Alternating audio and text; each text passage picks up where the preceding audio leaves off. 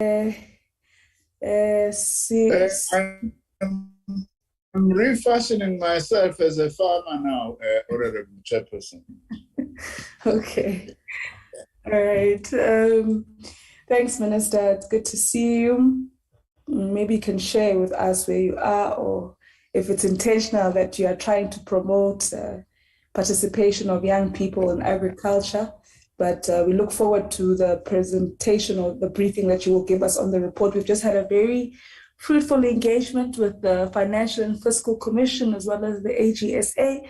They have remained in the meeting. There are some questions in the earlier session that, questions, comments that came out of the presentations they gave us, which most of you were not necessarily, I think the department is better located to respond to some of them. So, and I know that the DDGs were present in the meeting, so they did catch some of those inputs that were made, and I hope that they are ready to respond and engage on some of them. So I'll hand over to you, Minister, and then of course you'll hand over to the acting DG, Mr. Mbalo. Thanks, Minister. Thanks very much, Honorable Chairperson of the Portfolio Committee, Ms. Nompendulo Mkwatwa. Let me also greet other distinguished and honorable members of the Portfolio Committee and other participants, including members of the media. Chair, I've just finished addressing the annual general meeting of the Agricultural CETA. So that's why I'm wearing like this, to encourage young people to join agriculture, because without them also participating in agriculture, we have a problem. Recording in progress. And with that, then I'm going to take off my hat now, out of respect to you, because I'm not out in the field, but I just finished addressing AgriCETA, their annual general meeting, which was a very good meeting, and also reporting a lot of very good progress. That's why I'm wearing like this, chairs, to try to set an example to young people. Because, by the way, I might as well just say very briefly, one of the things I was raising with the AgriCETA is a general problem that we are having in terms of skills transfer in the country. It's one area that I don't think we talk enough about it. For instance, in agriculture, we have got what I would call an aging group of farmers in particular. Mainly, historically, it's been white Afrikaner farmers, you know. Quite a number of them, I interact with them. They say, I'm getting old now. I'm a cattle farmer, very experienced. I'm retiring or retired. My children are no longer interested to go and stay out in the farm and wear dirty, muddy boots, because they are now engineers, they are now medical practitioners. They can work not just anywhere in South Africa, anywhere in the world. By the way, I'm told that almost half of the engineers in the United Arab Emirates are South African engineers. But now they say we don't have anyone to pass on the skills to. I meet a lot of elderly people who are saying that. One old man I know in the KZN Midlands who run a wonderful furniture factory. They make it there in Howick. Says, give me youngsters. So I go tasting the local TVET college principal. Where are your youngsters who are doing carpentry to take them there? So this issue of skills transfer is a serious problem. The milk industry tells me that they are running out of milk artisans, because historically it's been white artisans because of where we come from, but we aren't getting enough youngsters. Hence the importance of strengthening our TVET college sector and partnership with industry and skilled people. I just thought, let me make that point. Chair, on today's meeting, we are very honored to be afforded this opportunity to present our annual report for 2022 at the meeting of this, not 21-2022, am I right? Yes, 21-2022, the financial years. The production of annual reports by government institutions is a necessary mechanism to account on the work of government in general. It is very critical to account on the specific work undertaken during a financial year, reflecting on, amongst other things, not only on how the appropriated budget was spent, but also give a sense of what impact has that budget made in changing the lives of our people for the better.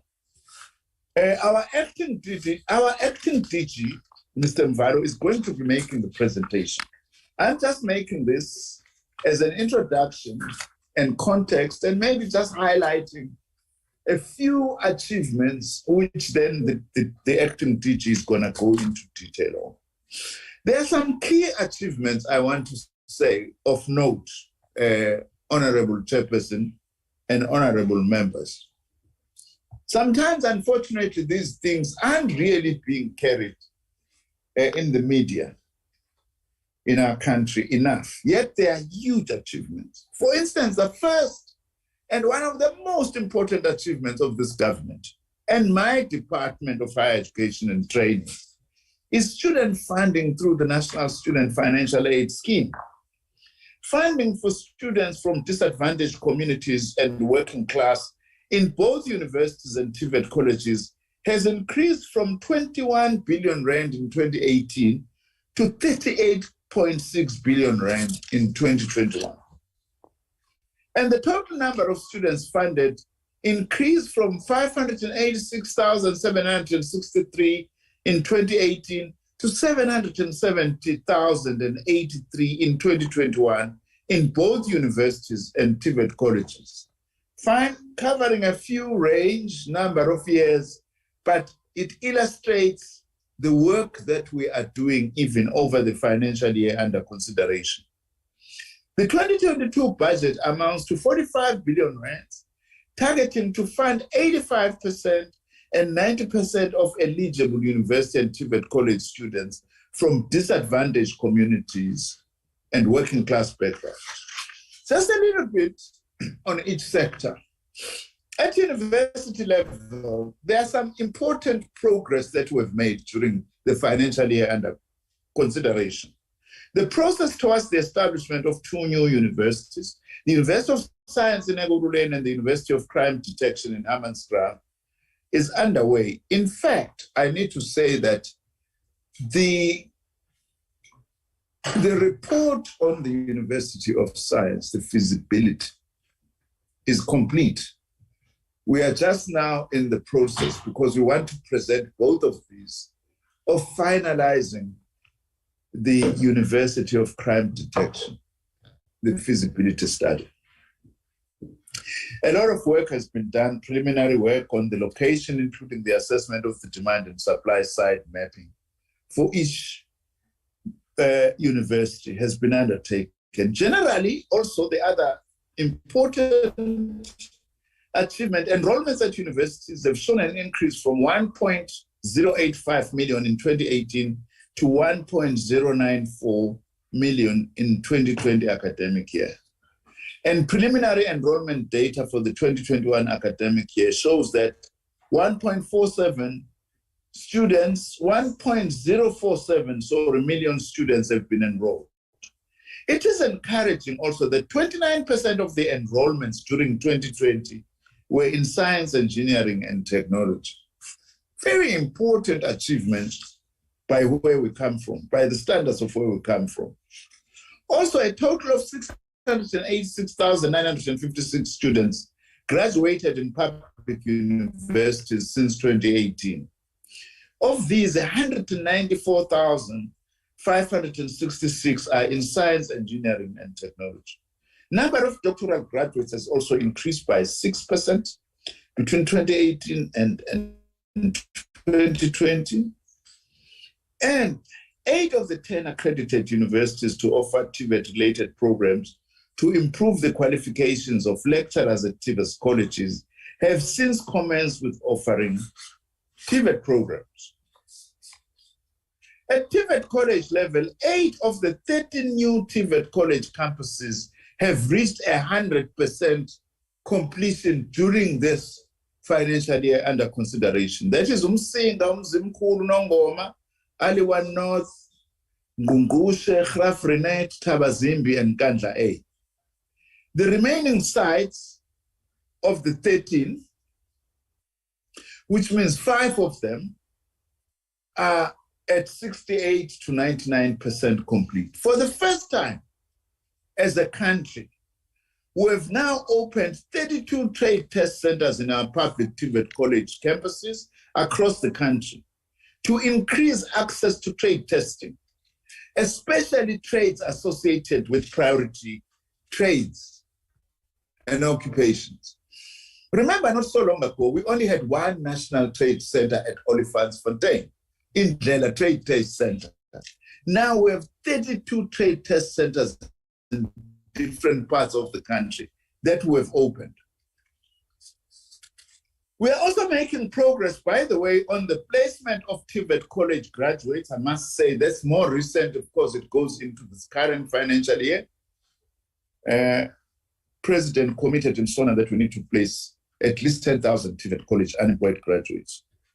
We are already now at 6,779. In other words, we are just at about 68% already, whilst we are more or less in the middle of the financial year.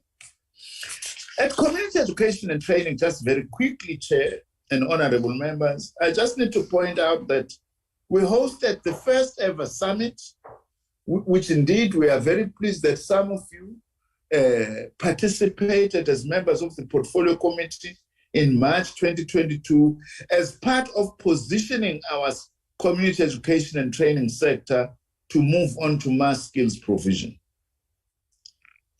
And 200 million rands has been set aside through the NSF to assist colleges in this regard. All 9 colleges now, community colleges and functional councils.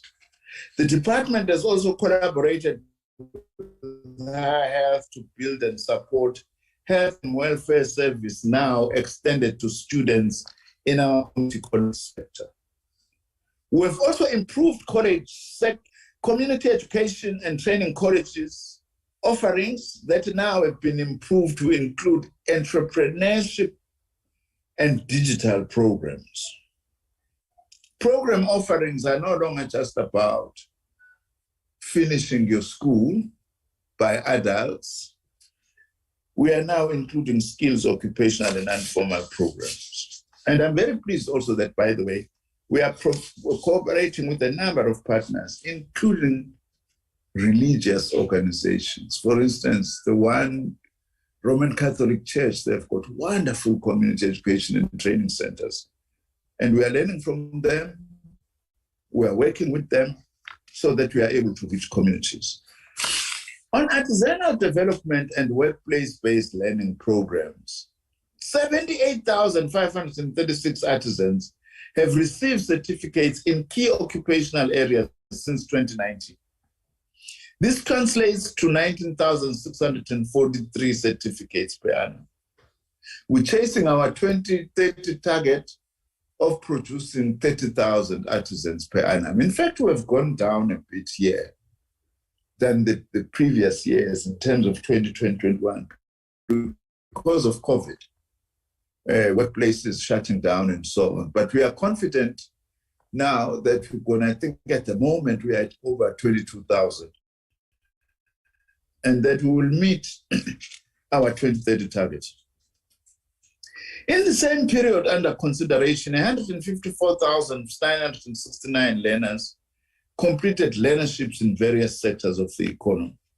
We have also, I'm pleased to say, increased the apprenticeship learner grant to encourage employers who are taking apprentices from the 1st of April 2021 from 165,000 to 206,000 per learner per year, to encourage employers hosting apprentices to open up their workplaces. The last issue I would like to highlight, these are highlights that I'm giving. and our acting DG is going to give details, Chair, because it's important that I do so. On student housing, which is one of our big challenges, through the Infrastructure Efficiency Grant, we have invested in infrastructure development linked to the academic programs, student accommodation, safety and security programs for universities and TVET colleges to the tune of over multiple billions over the years. The details are in the presentation. Student accommodation units have been built for urban and rural universities and colleges. We are confident that with, in particular, new plans we have to partner with the private sector on this score, we will be able to actually tackle the issue of provision of student accommodation. In conclusion, Honorable Chair and honorable members, the department has developed a skills strategy during the financial year under question to support the economic reconstruction and recovery plan launched by the President in October 2021. Whilst implementation of strategy is underway, the department is also developing a countrywide master skills plan under the theme or the slogan, if you like, one country, one master skills plan. I also just need to say something before I end, Honorable Chair, relating to what you said in your opening remarks. I have had a briefing from the Auditor General, and we welcome the briefing we had. That audit notes progress in a number of areas, but also it highlights a number of challenges. And what I've decided is that I'm going to be calling a special meeting with my senior management to look at the Auditor General's findings in detail across the sectors, the department, our entities, and identify what problem. Some of the issues they identify are issues that we have already identified. Like, for instance, lack of a common ICT platform, for instance, for all the SETAs and the TVET colleges, including, by the way, this challenge we are having of double dipping, some students getting NSFAS bursary and also getting bursaries on the other hand. Those are issues that we have already started to tighten and come up with concrete plans. But the long and short of it is that I've now made it a habit that after every AG's report, I meet with my senior management and then say, of the 3 or 4 meetings I have with my senior management every year, the auditor progress in addressing the AG's report is given at every meeting between myself and senior management. In other words, it's a standing item. Chair, our country has got challenges, but we are making progress, as you will see in this report. And in particular, we are very proud that the children of the working class and the poor in this country, who are predominantly Black and also increasingly women now are in the majority in our universities, for instance, continue to benefit from this program, so that we are not just doing an abstract bin counting, but we are talking about concrete positive impact that our department is making. With this then, Honorable Chair, and with your permission, the acting DG, Mr. Mvalo, and the senior management of the department will provide specific details of our achievements. And I'm looking forward to engage with the members of the committee on the performance of the department.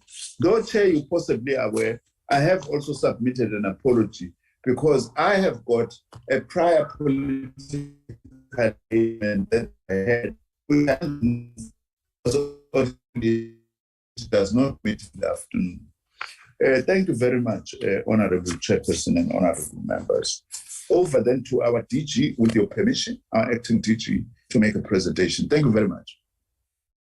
Thanks, Minister. I don't want to take inputs from members now, but I know that there are some questions that members maybe would have appreciated a political response from yourself. So I don't know, Mr. Mbalo, how we can manage time, but consider, I think Minister asked to be excused at 3:30. So I don't know how we're going to manage time, but I think it would be fair that we attempt to find an opportunity for members to engage with Minister. Maybe if it means that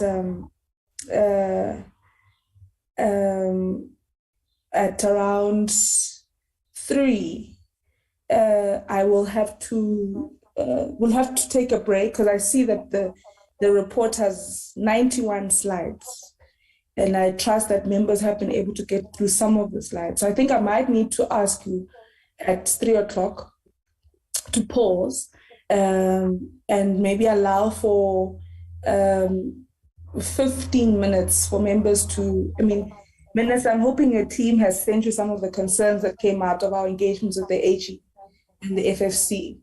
And maybe, I'm hoping that communicated some of them to you. But maybe at 3 o'clock, we'll allow for members, and I'm going to be very strict, members, 2 minutes, less than 2 minutes, 1.5 minutes, really, for any critical matter you may want to raise with the Minister. And then, Minister, I'll afford you then about 15 minutes to respond. But I think that is the best we can do with the time limitations that we have.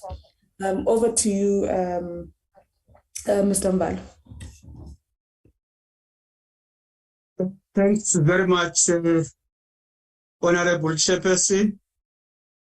I must thank as well this opportunity provided to us as the department, and greeting the Minister, honorable members of the Portfolio Committee, special advisors to the Minister, colleagues from the department, as well as parliamentary staff. We will then move, Mr. Mgiba, to the next slide.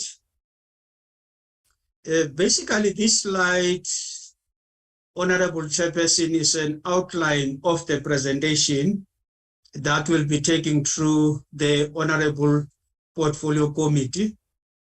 It's a vision, the mission of the department, mandate of the department, overview of the post-school landscape, 5-year strategic plan outcomes, highlights of achievements of 2021-2022 financial year. I must obviously thank the Minister because he has already made an illustration with regard to some of the targets, program performance against annual targets, financial performance, financial statements, action plan to improve audit findings. You can move to the next slide. Basically, that's our vision and mission. Honorable members of the committee, it has not yet changed. An integrated, coordinated, and articulated post-school system for improved economic participation and social development of our young people and adults. And the mission is to provide strategic leadership to the post-school system through development of appropriate steering mechanisms, effective oversight, monitoring and evaluation, provision of support services in relation to teaching and learning, which in the main is the core business of us as the post-school education and training system, funding of post-school institutions and entities. This is the mandate. What I can only relate in this slide, Honorable Chairperson, is the supply and demand side. We'll see on the supply side that we must serve a growing number of young people and adults, especially the unemployed in our country and those who are not in employment, education, or training, provide different entry points and pathways through the learning system, ensure quality learning wherever learning takes place. On the demand side, very critical, Minister has just indicated the master skills plan amongst others, because we have to identify the skills needed to drive our country's economic growth and social development. Availability of quality skills will enhance both investment as well as service delivery.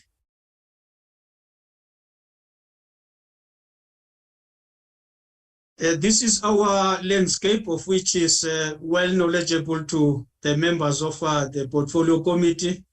I won't go through this slide except to mention there we're identifying all our institutions as well as entities. We might be the department in the country with so many institutions and entities.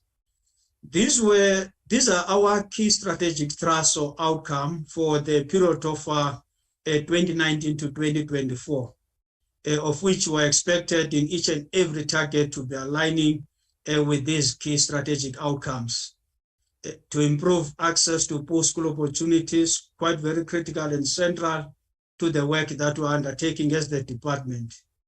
To improve success and efficiency of the post-school system, to improve the quality of the post-school provisioning, to improve the responsiveness of the post-school system and business operations within the department. As I think Minister was earlier on alluding to the fact that we need an integrated information management system that will be able to deal amongst other things which were identified in the AG's report, double dipping, as well as linking up with other systems, whether it's Department of Employment and Labor, Department of Home Affairs, as well as other very important variables that we must be in liaison with or in connection with.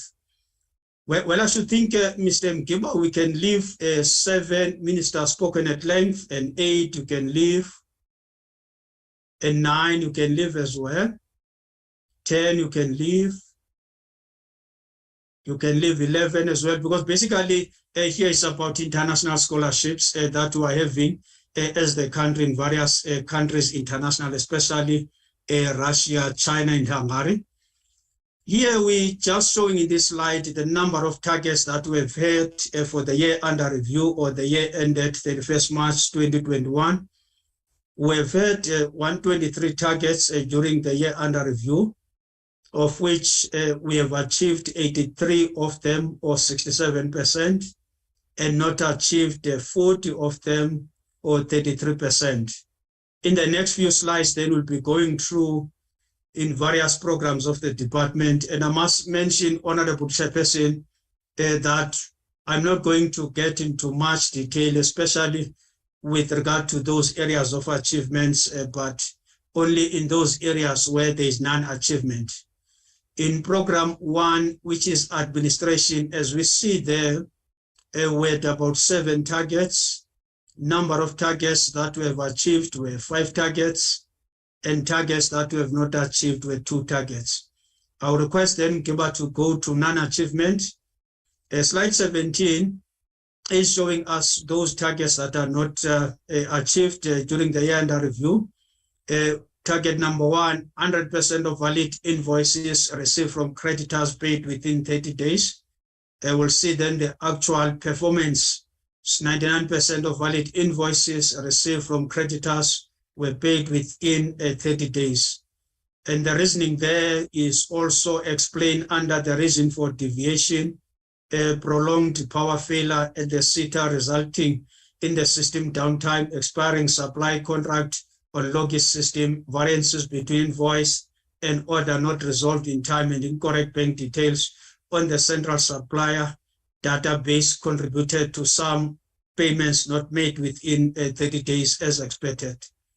And then we can just indicate on the last column is a progress to date that the performance obviously remained at 99%. Number 2, 98% of network connectivity uptime per annum. We'll see the 97.5, which is not so far from 98%. SITA data center power outages and breakages of fiber linking Centurion data center. So there is a plan. We must also indicate, honorable members, to extend the rollout of SAREN connectivity across the department. We are investing in cloud-based services for which a cloud-first policy has been prioritized and approved by the Department of Public Service and Administration. Then we continue, and obviously now with the planning, policy, and strategy. We had 12 targets for the period under review, of which we achieved 9. We could not achieve 3 of those targets. Let's go. Okay, thank you, Mr. Mkiba. Target number 1, monitoring report on priority skills approved by the Minister by 31st March 2022, of which that report on priority skills was only approved by the Director General on 30 March 2022, not by Minister as planned. The department obviously at the time was still waiting for the finalization of process, especially at NEDLEC. But then we can indicate now that since then, the Minister has approved the skills strategy to support the economic reconstruction and recovery plan.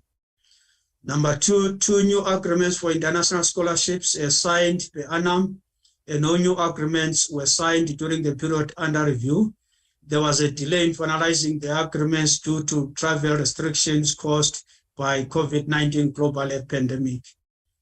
Progress up to date, the Memorandum of Understanding between South Africa and the government of Hungary.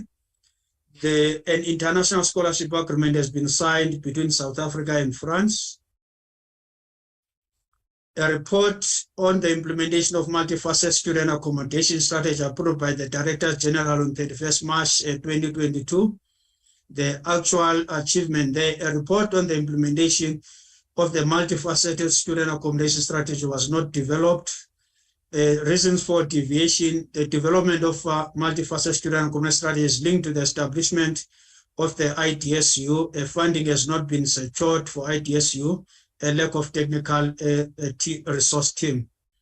The Director General has since approved the submission to appoint implementation agents to assist the department in infrastructure management. Then this is program 3, honorable members, dealing with the university education. We will see here that we have about 25 targets for the period under review, of which 17 were achieved, and then 8 were not achieved, and then we shall deal with those which were not achieved.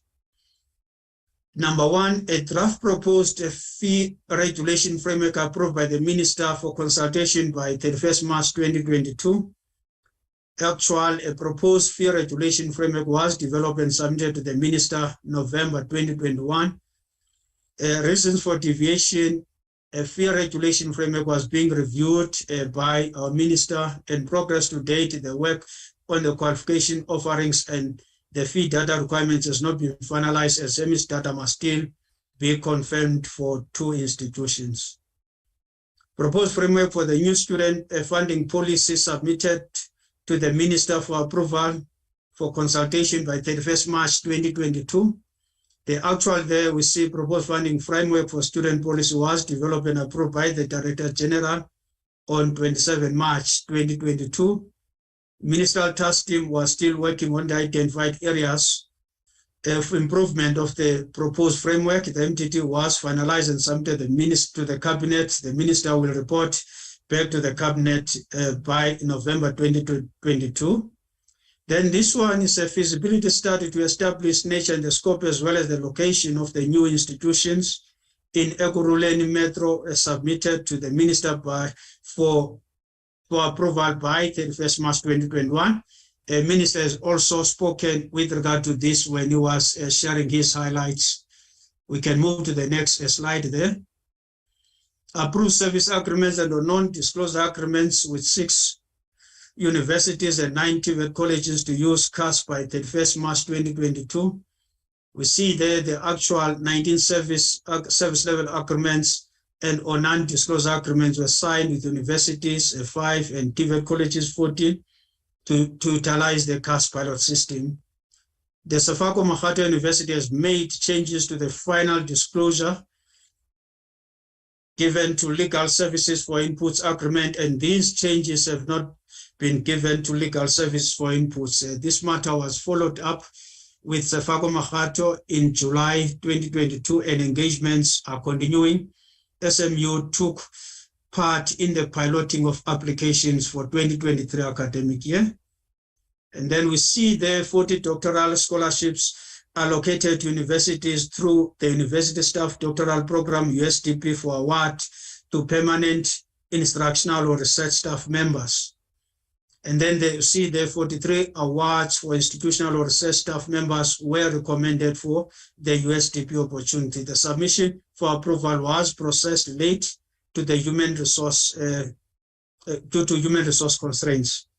And progress up to date, approval was granted for the recommended candidates and the funds were released to the host universities.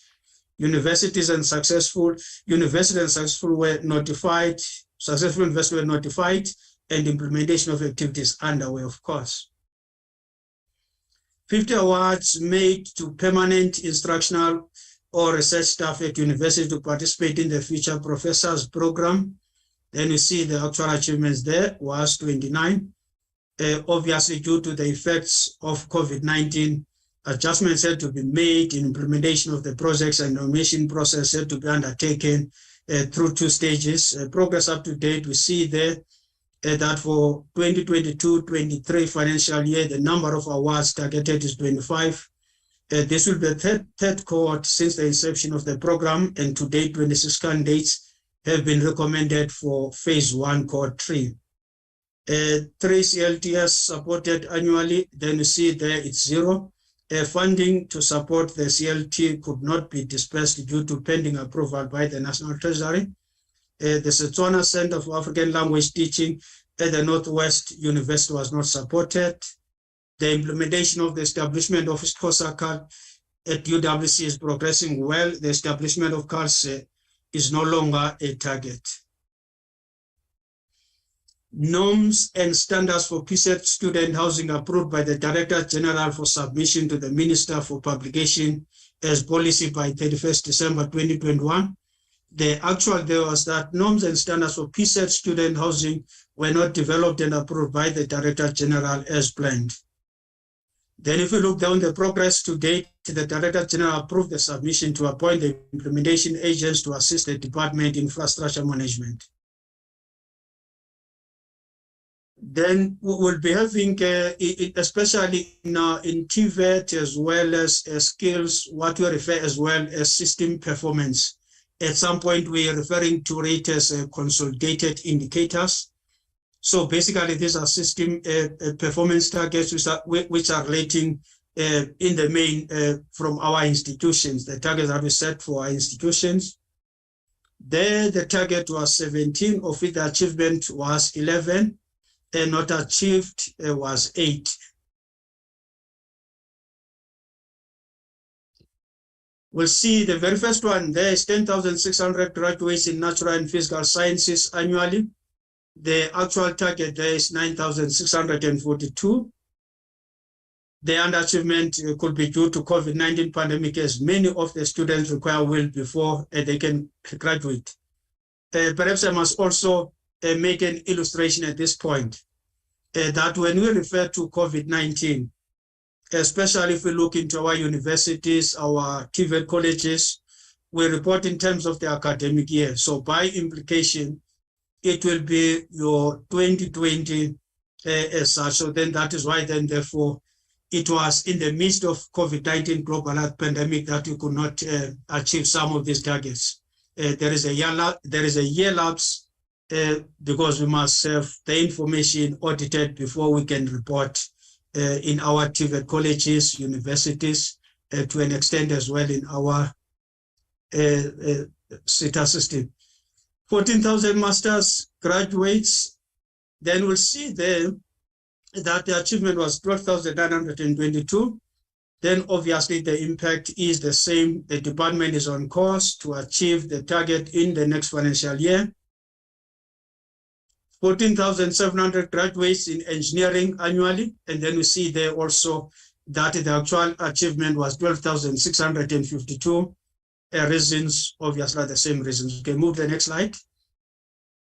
Then this is TVET, which is program 4. You'll see the number of targets. There were 17 achieved, 14 not achieved, 3. Then we shall deal with those which we did not achieve. Okay, the very first one there, 5% annual increase in the number of students placed in the workplace for experiential learning annually. The actual target, there's the total number of students placement decreased from 9,094 in 2020 to 9,061 in 2021. And then we'll see as well that our reasons are very much relating to COVID-19 global pandemic. Number 2, final governance standards for TVET college councils approved by the minister by 31st March 2022. The final governance standards for TVET college councils were not developed as planned. Reasons for deviation being that the development of governance standards were deemed ultra-virus by the state legal advisor. This target has since been withdrawn. Okay, final framework and guidelines to accommodate students with disabilities approved by the minister by 31st March 2022. The final framework and guidelines to accommodate students with disabilities was developed but not approved by the minister at the time of reporting. But then if you look into progress up to date, we'll see subsequently the framework was approved by the minister on 5 May 2022. Then, as I referred earlier on, consolidated, we referred to them as well as to system targets. There were 13, of which 6 were achieved, 7 not achieved. Then we shall go to non-achieved ones. 610,000 student enrollment at TVET colleges annually. Then we see the achievement there is 452,277. Reasons obviously are more or less the same with regard to a COVID-19 global pandemic. And then we can indicate that the department, can you go back again? The department is on course to achieve the target in the next academic year. The number 2, there's 310,900 TVET college students receiving funding through NSFAS bursaries annually. The number there actual was 265,747. Then obviously that was related to the same challenge of COVID-19 global pandemic. So we see there on the progress up to date, 256,747 is the final audited figure reported for the 2021 financial year.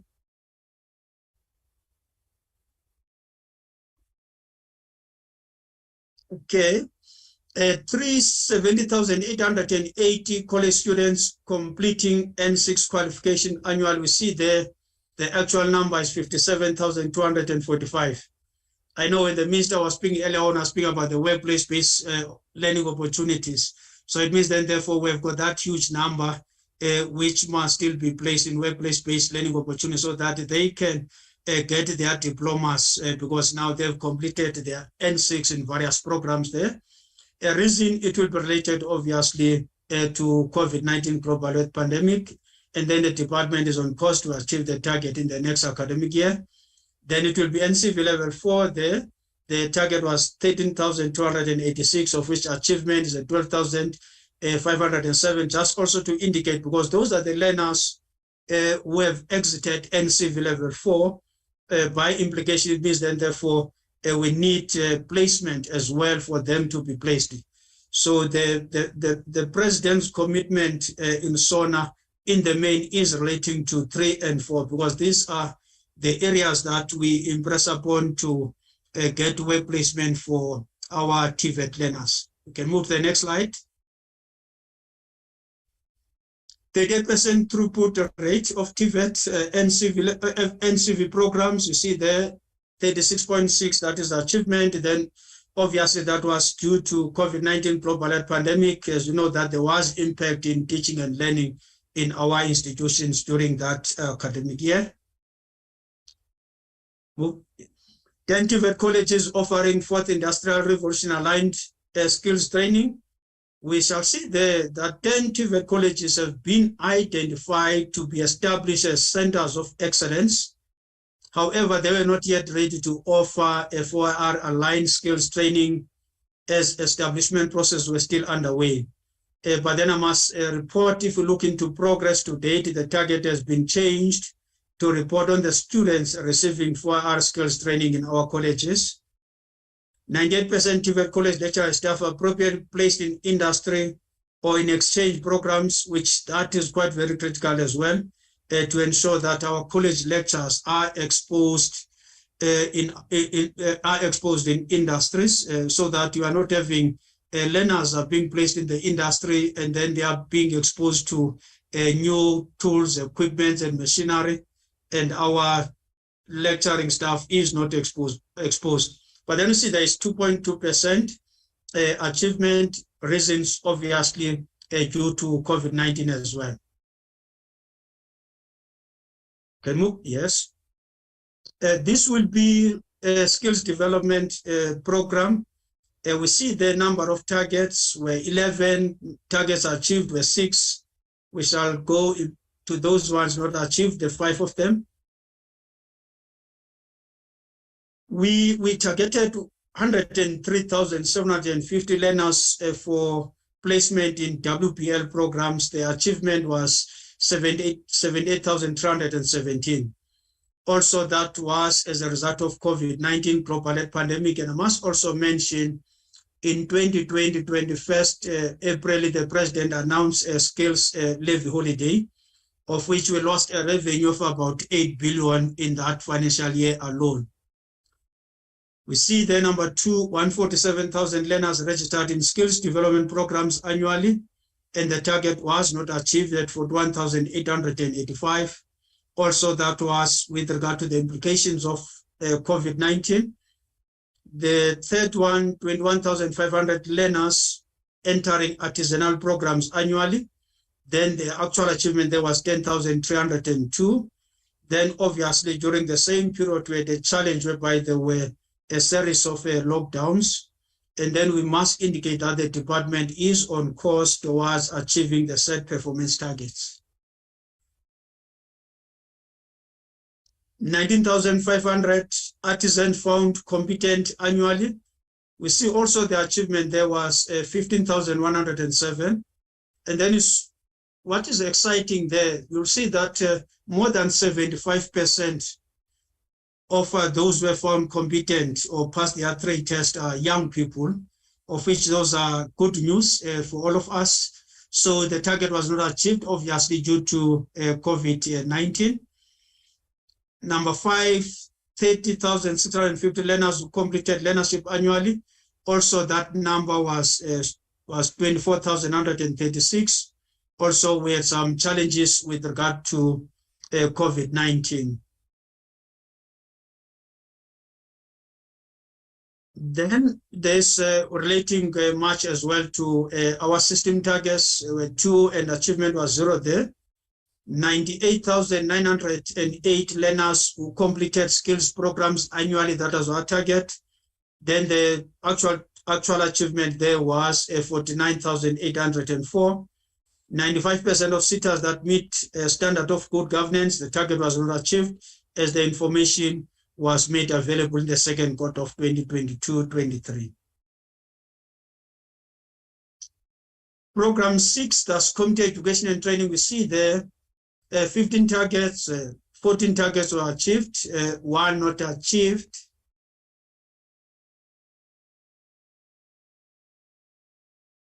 Then that was, these are consolidated indicators for the CET system.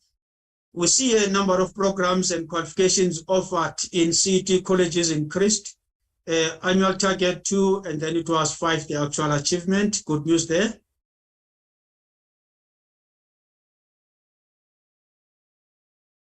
Also within the CET, 220,549 of students enrolling at our CET colleges annually. We see the achievement there is 142,538.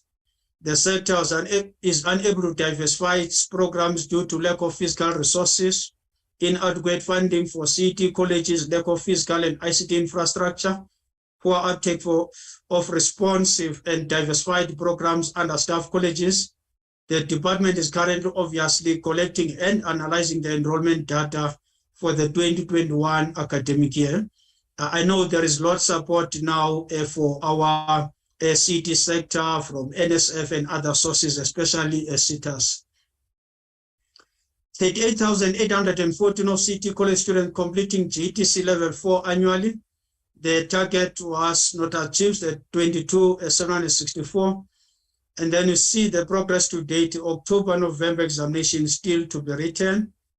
60,000 CET college students completing grade 12 annually, of which the report, the actual target there is that is covering enrollments and not of grade 12 completion after enrollments. That should be the last one. Now, I will invite now the acting CFO, Mr. Kins Lucian. He is with us to take us through the financial information. As we'll be going through also here, we'll be able to get the Auditor General's report, the outcomes, as you know that the department has achieved unqualified audit opinion, as well as irregular expenditure. And then we shall also see the status, that is with regard to what is the department doing where there is an irregular expenditure incurred during the financial year under review. So there will be status, just ensuring that the members of the Honorable Committee are well exposed as to with regard to the work that we are doing, as well as the audit action plans that we are implementing as the department. As we think towards the end, we'll also see that all those action plans that we have identified in all various programs within the department, we've set a target of January 2023 that all those actions or activities must have been completed by that time. If it's in order with you, Honorable Chairperson, I shall then now invite Mr. Kins to take us through on financial information.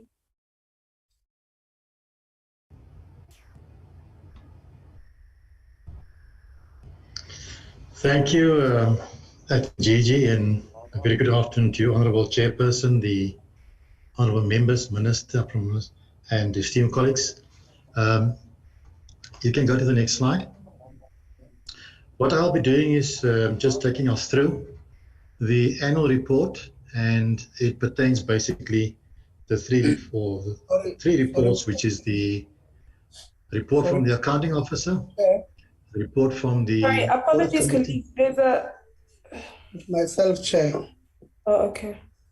I was asking Mr. Gerrans to introduce himself and what is he in the department. Okay, and maybe, I don't know if on your side, okay, I can see on my side the camera's on. All right, you may go ahead, Mr. Is it Kearns? Or how's it pronounced? Yes, thanks, Chair. Yeah, it's pronounced Kearns. My name is Lucian Kearns. I'm the Chief Director for Supply Chain Management, but in the period I'm acting now for as CFO, as she's abroad currently, Chair. So hoping that introduction suffices, Chair. Thanks. And apologies for not introducing. Thanks, Mr. Kearns. Thanks, Honorable Itzia, for that. We did not receive, Minister and Acting DG, we did not receive an apology in relation to the CFO. So hence, I think there was the concern when Mr. Kearns then took over. But you may continue. Thanks, Jay. Yes, I was just capturing that the annual report comprises of the three reports, basically, which is the report of the accounting officer, the report of the audit committee, and of course the report from the Auditor General. And it pertains also to the financial statements, which is inclusive of its appropriate statements, attachments, and inclusions. So what I'll be doing, Chairperson, is just taking a brief touch on these three reports and then also reflect on the action plan, as well as the DHET indicated the irregular expenditure slide. So for the audit, for report from the accounting officer, it basically speaks to a summary of the financials affairs of the department and also gives an overview of significant events, policy decisions, and then spending trends, as well as the performance of the branches for the year under review. It further includes a narrative on services, capacity constraints, as well as organizational arrangements alongside corporate governance. And it can be found in the report, pages 178 to 207. The report on the audit committee, it reflects also and expresses the views on the effectiveness of internal controls, the quality of in-year and monthly as well as quarterly reporting, And then it also gives an evaluation of financial statements as well as operations of the internal audit and the risk management of the department. The information on the report is basically based on the audit committee, which has expressed its satisfaction for the content and the quality of both the interim and the annual financial statement. There has, however, been concern expressed about some of the performance information that requires improvement. The committee has also expressed concern about weaknesses in the systems especially as it pertains to internal control measures. So these concerns have been raised in the action plans, and in some cases they have just not been effective and timely implemented.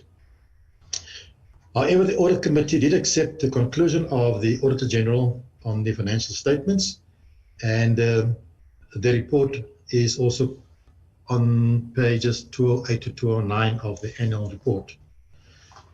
As it pertains to the report on the Auditor General, in addition to what was also expressed earlier by the AG, it is also contained in pages 210 to 13 of the annual report, and as the acting DHET alluded, the department did receive an unqualified audit opinion, also regarding to the financial statements. And as I said, also there were material findings pertaining to the usefulness and reliability of performance information.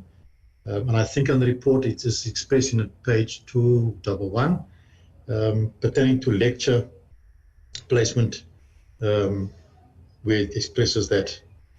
Slide.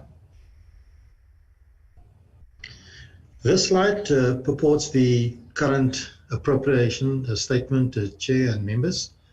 As you can see, the final appropriation is 116.9 billion, and the expenditure was 116.4 billion. So it represents underspending of 0.4% of the total budget for the year under review. The detail also of this program of economic classification is also in the annual report on pages 215 to 239. Slide.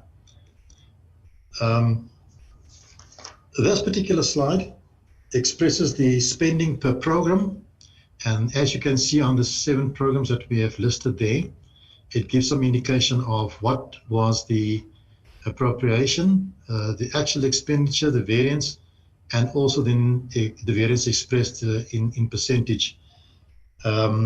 Maybe just on 2 items, I think the administration, the 8% pertains mostly to compensation of employees. I think those are funded but not full post. And I think the next one is, the highest one is on the CET, which is basically the standardization of CET lecturers that has not been finalized. And I think that's the PPN. Next slide. This slide again gives the expenditure per economic classification. And as I've expressed also there are the classifications as well as the appropriations. The actual expenditure, the variance also expressed in percentage. Like I said, it's a 0.4% of a variance. Slide. Next slide. Thank you. What we've done in the next slide is to just give you sort of an indication of the reasons for the variances. So for compensation of employees, it was an amount of 450 million. And there, like I've said, it's basically the natural attrition, unfilled vacancies, and the late implementation of the PPN, the post-provisioning norms for the colleges that gave reason for that. And then that's the 4 point, I think we said it's 4.7%.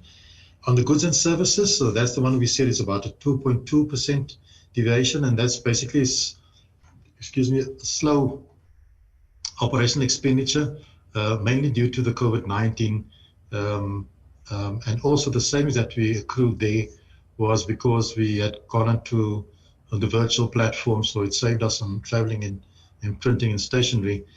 Then the transfers, that's basically is also on par, so there was really 0% almost there. But I think the biggest was the payment for capital assets, which I think was a 44.4%, and this was mainly accrued to software procurement as well as hardware procurement. I think the markets really was exhausted because of the COVID-19, and we still experience the lag of it in terms of delivery of laptops, etc. I think most, not only public sector, but also private, has really been going out to procure these type of items, so that it really caused delay on it. You can go to the next slide. On the next slide, we just pitched on the top 10 goods and services that we procure.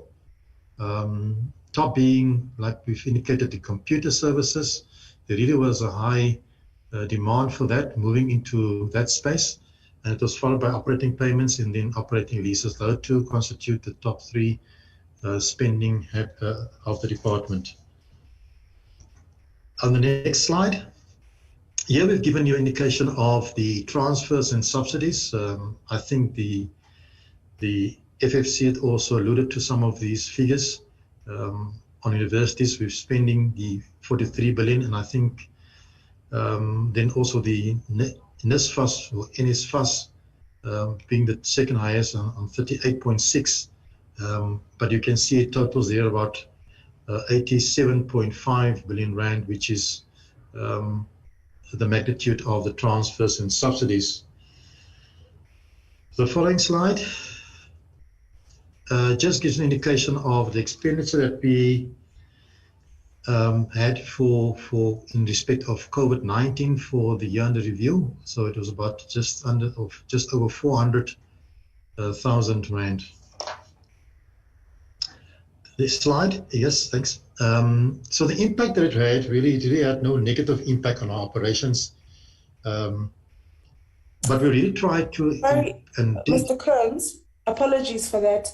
I need to pause the presentation for some time. I know we're near the end. However, not close enough considering the time limitations we have. So at this point, I'd like for us to just pause on this on this slide 68, and then I'd like to just members, and really I'm going to have to be very stern in terms of time. I'll literally keep a stopwatch in front of me. For us just to, I trust, Minister, that your team has been able to update you with some of the concerns that came out of our engagement in the morning. And there are a few other matters that members may want to raise that perhaps need, warrant perhaps an engagement specifically with the Minister.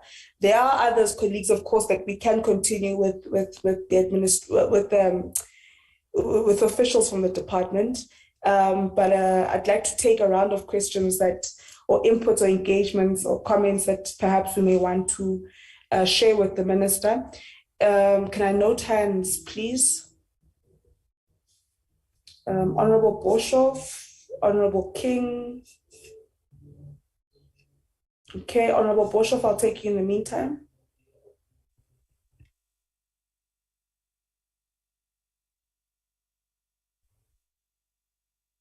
I can't hear you, Honorable Boshoff.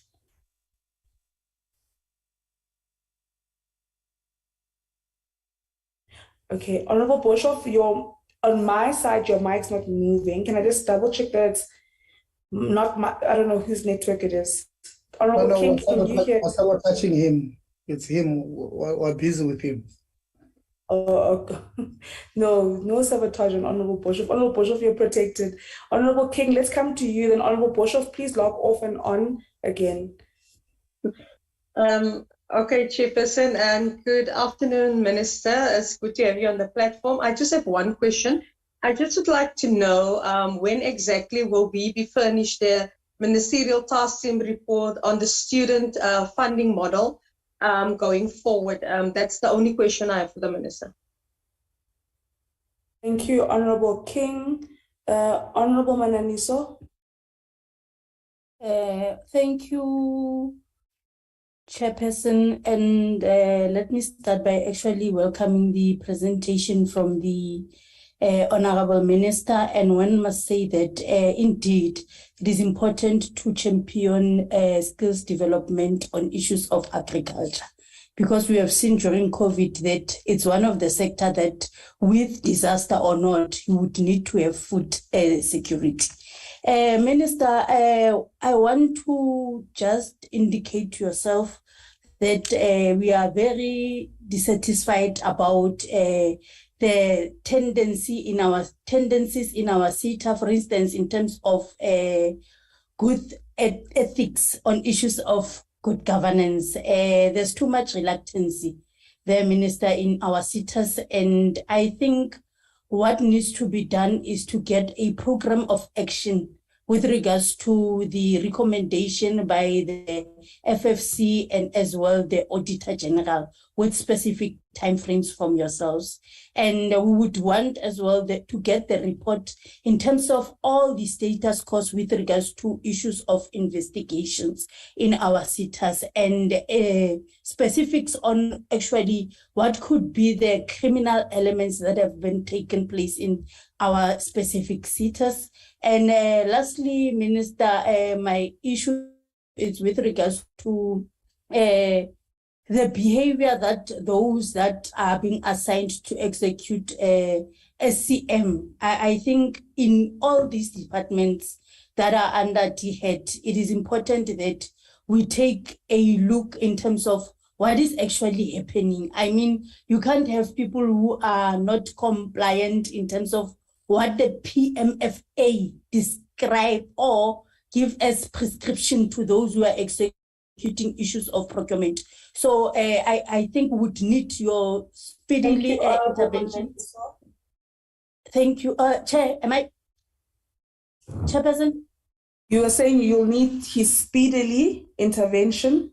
Yes, on issues that has to do with administration that is happening, and because of, you have noted through the Auditor General report, for in some of the spaces this thing it is organized. For reference sake, thank you, Honorable Manani. So yeah. I have to cut you off. A minute and a half for all of us. Okay, thank you, sure. Honorable Manani. So Honorable Litsie. Thank you very much. Just one issue. Good afternoon, Minister. I think all other colleagues were on the platform. Thank you for your opening earlier on. Minister, earlier on, AG gave us a report that did not look good, especially on our SETAs, namely on double dipping, on people who are not supposed to be benefiting from the SETA program, benefiting certain number of under 15s, certain number of over 65s, 11 of them who are declared dead, many of them who Home Affairs did not have their IDs and all of these things. Now, before we had raised this issue with the department, but I think want to raise it with you was a political leadership of the department to assist this department, and especially on the more than 10,000 young people who would have benefited across different SETAs. And we made an example there, monetary, we put it into money terms so that the department don't say they don't have money to implement what we are asking them to implement. If we're using the minimum of this SETA, the minimum stipend, which is 1,500, excluding management fees and all other things. 10,000 of them would be 15 million rands every month and 180 million rands per year. So it's a huge amount of money which we can afford to implement what we are proposing. So we're proposing to you, Minister, to give political leadership in the skills development branch by asking the skills development branch to procure an integrated information management. It's not even 1 minute. That last sentence, are you on 2 minutes now? That last sentence, an integrated? Almost 2 minutes now. Integrated management system that will be able to track all of these things, and if possible, avert potential criminal network that may be happening there. Thank you very much. Chair, it was 1 minute. It's only 2 minutes now, 15. It was 2 minutes. Thank you, Honorable Litsi. Honorable Chirwa. Thank you very much, Chairperson. It's going to be a tough run to sum everything up in 2 minutes. Nonetheless, Minister, first of all, my problem is the non-responsiveness of yourself first as a minister and also the departments that you're leading and the entities as well, right? We sent you a letter on the 5th of May this year. To date, you have not responded. This is about 2 girls who were excluded because of an issue that NSFAS made. And this, even today, it has not been resolved. We've reached out to NSFAS now about responding. Because you have affirmed that kind of behavior, and your department and everybody else who's in the entities, who's in the executive, who is leading the departments that you're leading, are also following suit that kind of behavior because they learn it and they see it from you. Because there's no consequence that emanates from that kind of behavior. And second to that, in the NSF 5 billion, please clarify it. There's gruesome corruption, theft, crime, cash heist, in actual fact that's happening in your entities, in your departments, and it's either you're enabling them or you're protecting them, especially with the NSF, as you've proven even to Parliament, which are willing to protect criminals who are stealing money that's meant to empower the young people of this country. And I say you're enabling it because, for instance, in the Rama laptop in 2020, right? NSFAS then was centralized for NSFAS to handle it.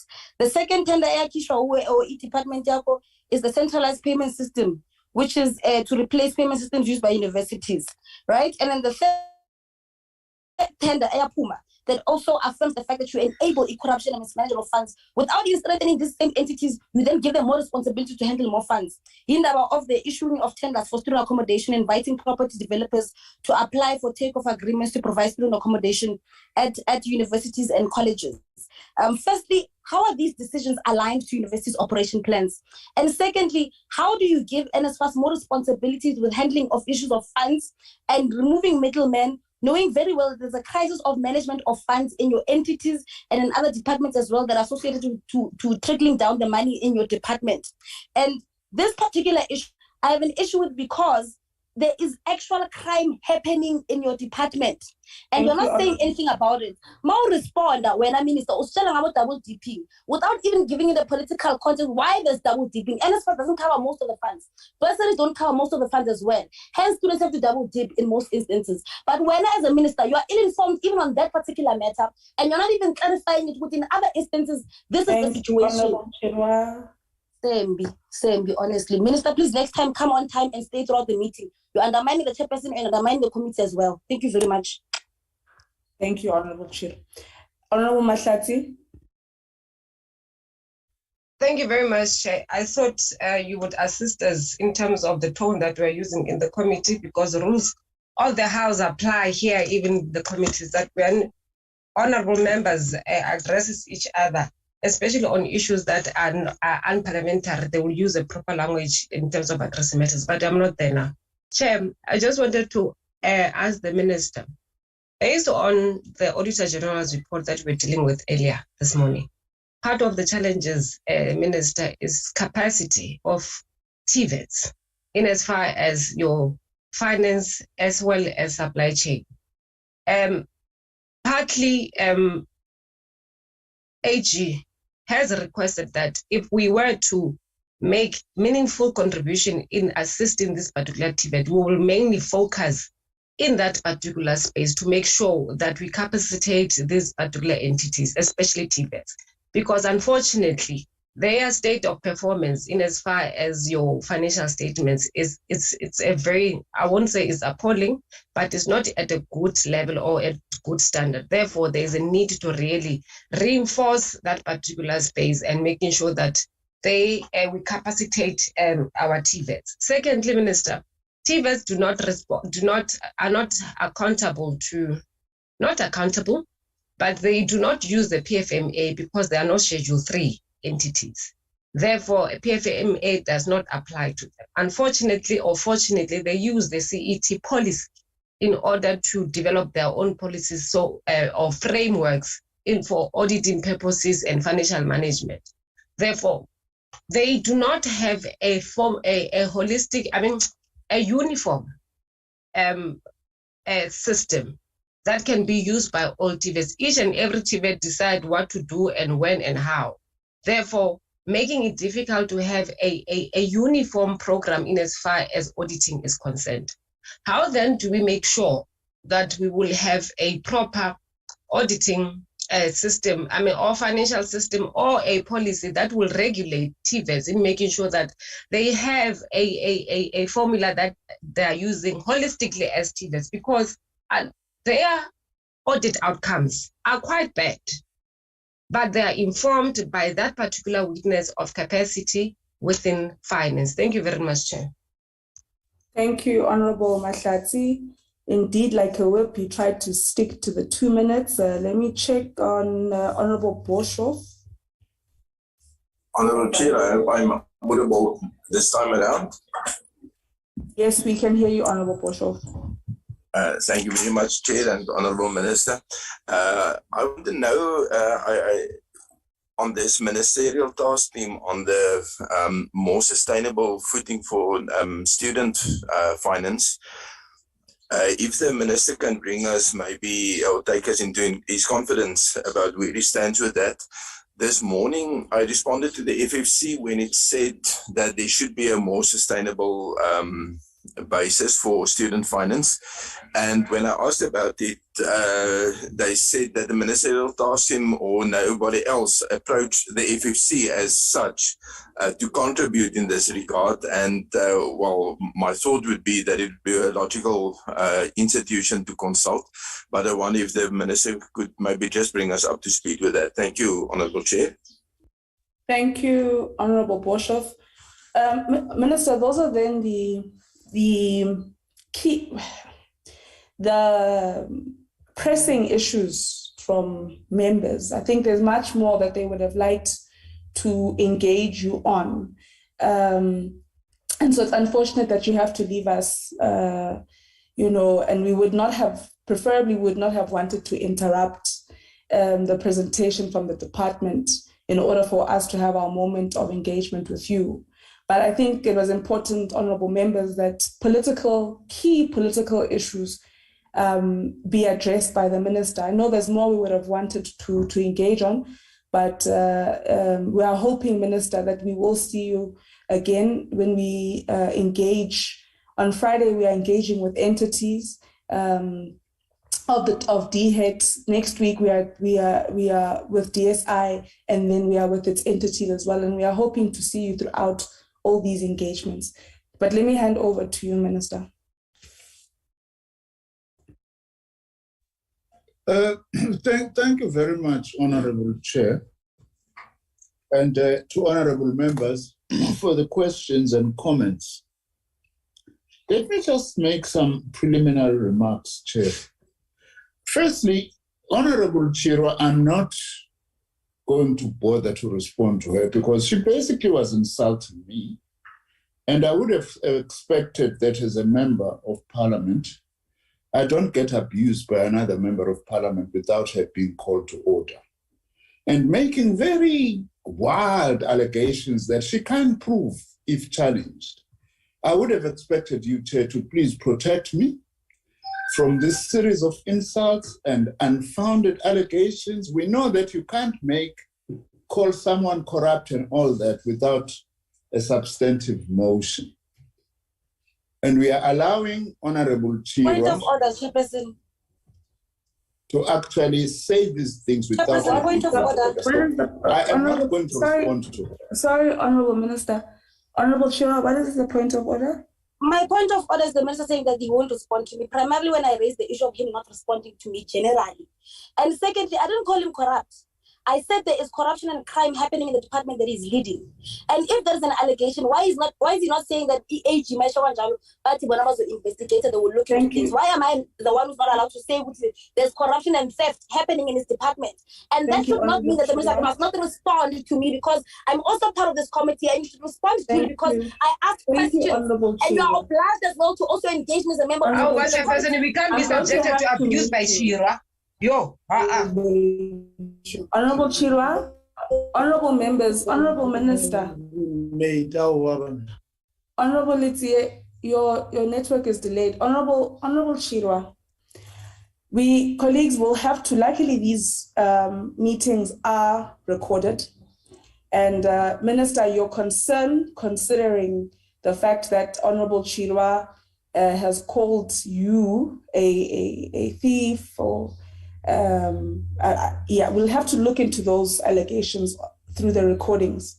But I'd like to plead with us colleagues to afford this engagement its utmost respect and decorum in order for us to deal with the important issues that are being dealt with here. But we do know, Minister, and I want to acknowledge the concern around matters of Honorable Chirwa referring to anyone as a criminal or a thief. I mean, there's no evidence of such, and therefore you can't say that, Honorable Chirwa. But if you are saying you did not allude to that, I can't, the back and forth, I can't, engage on now, colleagues. We'll have to go back to the recording of this particular engagement and address it in the next meeting, which is on Friday. You may continue, Minister. Okay. Thank you very much, Chair, and for that leadership and guidance on this matter. So I'm not going to bother then about this diversion and antics of the EFF. I'm going to focus to deal with all the other members who raised their issues constructively. Minister, if I may, we want to know. If I may, if there are matters that Honorable Chirwa was just in raising, please do attempt. I mean, you don't have to respond to matters that relate to the particular point of contention where we are saying we'll address it on Friday, having listened to the recording. But let's try and engage on that of which was just in being raised. If not, if there's nothing, then we will wait until Friday, Minister. Thank you.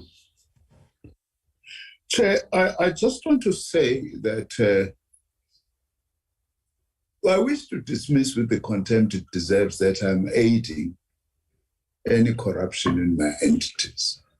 That would be my response to Honorable Chirwa, and to say that I'm doing the best as a minister to make sure that I confront corruption and that I do the work as is expected. On the matter of the NSF, Chair, for the record, I want to say that this matter is before SCOPA right now, and I will be going back to SCOPA to deal with this matter. And I've also been in the public arena to clarify a lot of things that have been said about the fact that I'm hiding information. There's no information that I'm hiding. The report of the NSF forensic is with SCOPA and with the Hawks, which are dealing with them as is. In fact, we've even laid charges with the Hawks and the police. And when I present the report at SCOPA, I will present the report as is. All what I had asked for, since this is being asked, was that we were in the process of dealing with staff members in the first instance who are being implicated in the report. And I raised with SCOPA that we've not yet done that. And therefore, I've got difficulties in the report and their names just coming out in public, having not informed them. SCOPA said they don't accept that. I respect the decision of SCOPA, but as a minister, I have a duty and responsibility to follow the law. And the rights of workers that we struggled for in this country over decades, that if you are accused doesn't mean you are guilty. And that due process is very important. That is why I'd asked SCOPA to handle the report with care. I thought that I just needed to explain that it's important that we respect the rights that were fought for in this country that we have now. So that is all what I was asking for. Now, SCOPA decided that, no, they are unhappy about that. We have separation of powers. If Parliament decides to take its own decisions, I'll respect that. But as a minister, I will have to follow what I believe is in the interest of due process. But I'm still going to go back to scope. I've even said also, Chair, offered this, that I will give the report to you as well, as this portfolio committee, and so that you are actually able to get and give you an update as well on what we have done. I think, in fact, it's very unfair to me, that I'm being accused of hiding, when in fact I think I should be getting kudos for having acted and reached this stage within 6 months of a forensic report having been released. You go to many other similar instances and how long some of these have actually taken. I'm very proud of what I've done. Follow the law, but be firm against corruption at the same time.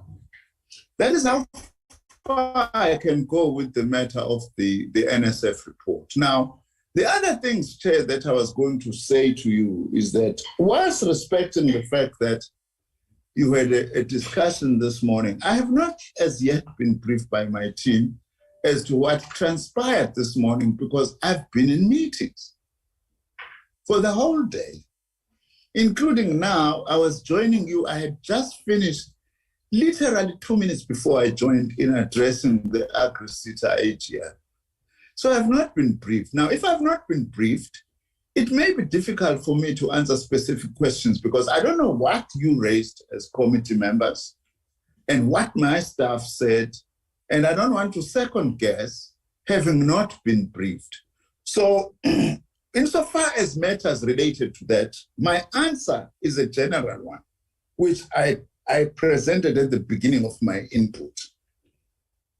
That insofar as the Auditor General's report are concerned, I have set a meeting, a special MMM, Ministers Management meeting, to discuss fully the AG's report. That's all I can say, including all the matters that honorable members are raising and legitimately concerned about. I'm not saying you are not. You are legitimately, and rightly so, you should be. I am going to discuss the issue of double dipping, Honorable Letsie. We are raising very vital points. I was briefed, by the way, by the Auditor General in full. The issue of certain names being trained by various sitters, but it's the same people. 15-year-olds, and all that. I'm not going to leave anything. When I meet with my senior management, I'm going to say, let's go through, and also go to specific sitters, by the way. Because also, I think it is important that, much as the report doesn't look good, the Auditor General, it's not all the sitters who are actually implicated in some of this work. Some of the sitters have done great work, by the way. I'm willing to put my block on the head. They've done great work in terms of training, in terms of giving our young people opportunities, and in supporting workplace training. But where the sitters are being pointed for having been involved in what seems to be malfeasance, I will be talking and engaging my management. Maybe, Chair, if you allow me to leave it generally at that, at any stage, you can then be able to call us and say, Minister, 4 or 5 months ago, whenever you would want to, you promised that you were going to meet with your staff and engage on the AG's report. I'm happy to come back and give an update on how far we have gone, what we have decided, and so on. I'm not averse to actually accounting to the committee. So I think that those matters relating to the discussions earlier, I can respond to them only in that general manner, whilst respecting and understanding the issues, the questions that you are raising are those that I'm going to take up with my management, because I wasn't in the meeting this morning. And also, Chair, I would like to say, it's not out of disrespect when I request and say that I've got other commitments. Chair, You are very busy as a committee. We are also very busy in the executive. So always we are negotiating in between myriads of commitments.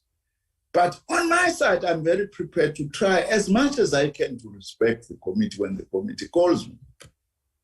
Almost all the time, I change meetings. Now, on Friday, we are raising it. I better say it now. Already on Friday, I am meeting the university vice chancellors, the college principals, the student formations, and the labor movement for the whole day to consult on the report on student funding. The question that Honorable King is asking, when am I giving the report? I'm consulting now with the report.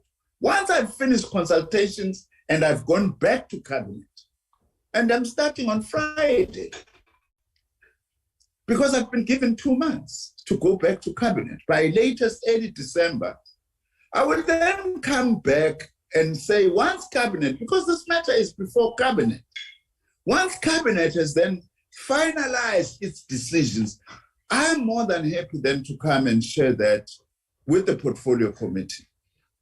But for now, the process of cabinet is going on, and that's the responsibility of the executive. And once we are through with that, we are then going to come back and actually brief you. So the issue then that the best thing that we should normally do is to give each other enough time to consult and engage and even find common times to actually do certain things to the satisfaction of yourselves as a committee. It's not out of disrespect that one has got prior engagements. Because a week or so ago, I did not know that there was going to be a portfolio committee in the afternoon, for instance, on this day.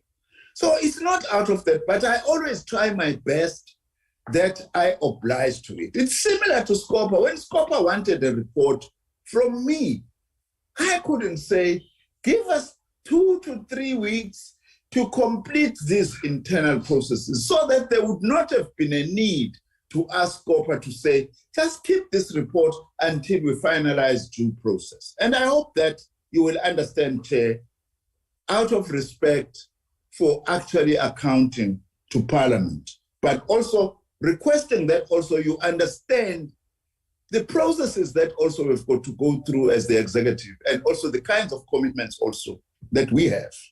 As I say, I'm not suggesting that you also do not have commitments. Now, that is what I can actually say in response to this. Honorable Mahlatsi, you are asking an important question and raising an important issue about the capacity of our TVET colleges. That's what preoccupies me every day. We have got fairly extensive interventions we are embarking upon to improve capacity of TVET colleges at various levels. And we are doing this, by the way, with no new money in our hands. I've had no new money for TVET colleges since 2013, if you ask me. I was minister then. Literally no new money, except money from the fiscus linked to the increases, and there's also been cuts, huge cuts.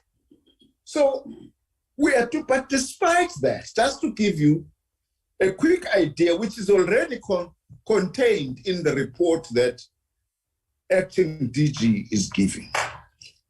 We have been working for years now on improving financial management capacity in colleges, even work with SICA to assign us people who were acting as CFOs in the colleges. NSFAS management. NSFAS is fairly new in colleges. It was introduced by myself as a minister in 2010. There was no capacity in TVET colleges to manage NSFAS. We assigned people specifically to work with colleges to increase capacity. There's a big difference now, but there are still enormous challenges. Curriculum transformation, we are extensively, the centers of specialization that we are talking about are essentially about curriculum transformation.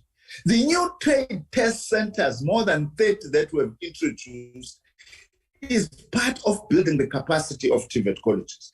Lecturer developments, the fact that when I was first appointed as minister in 2009 to set up this Department of Higher Education and Training, there was not a single university in this country which had a dedicated TVET lecturer qualification program.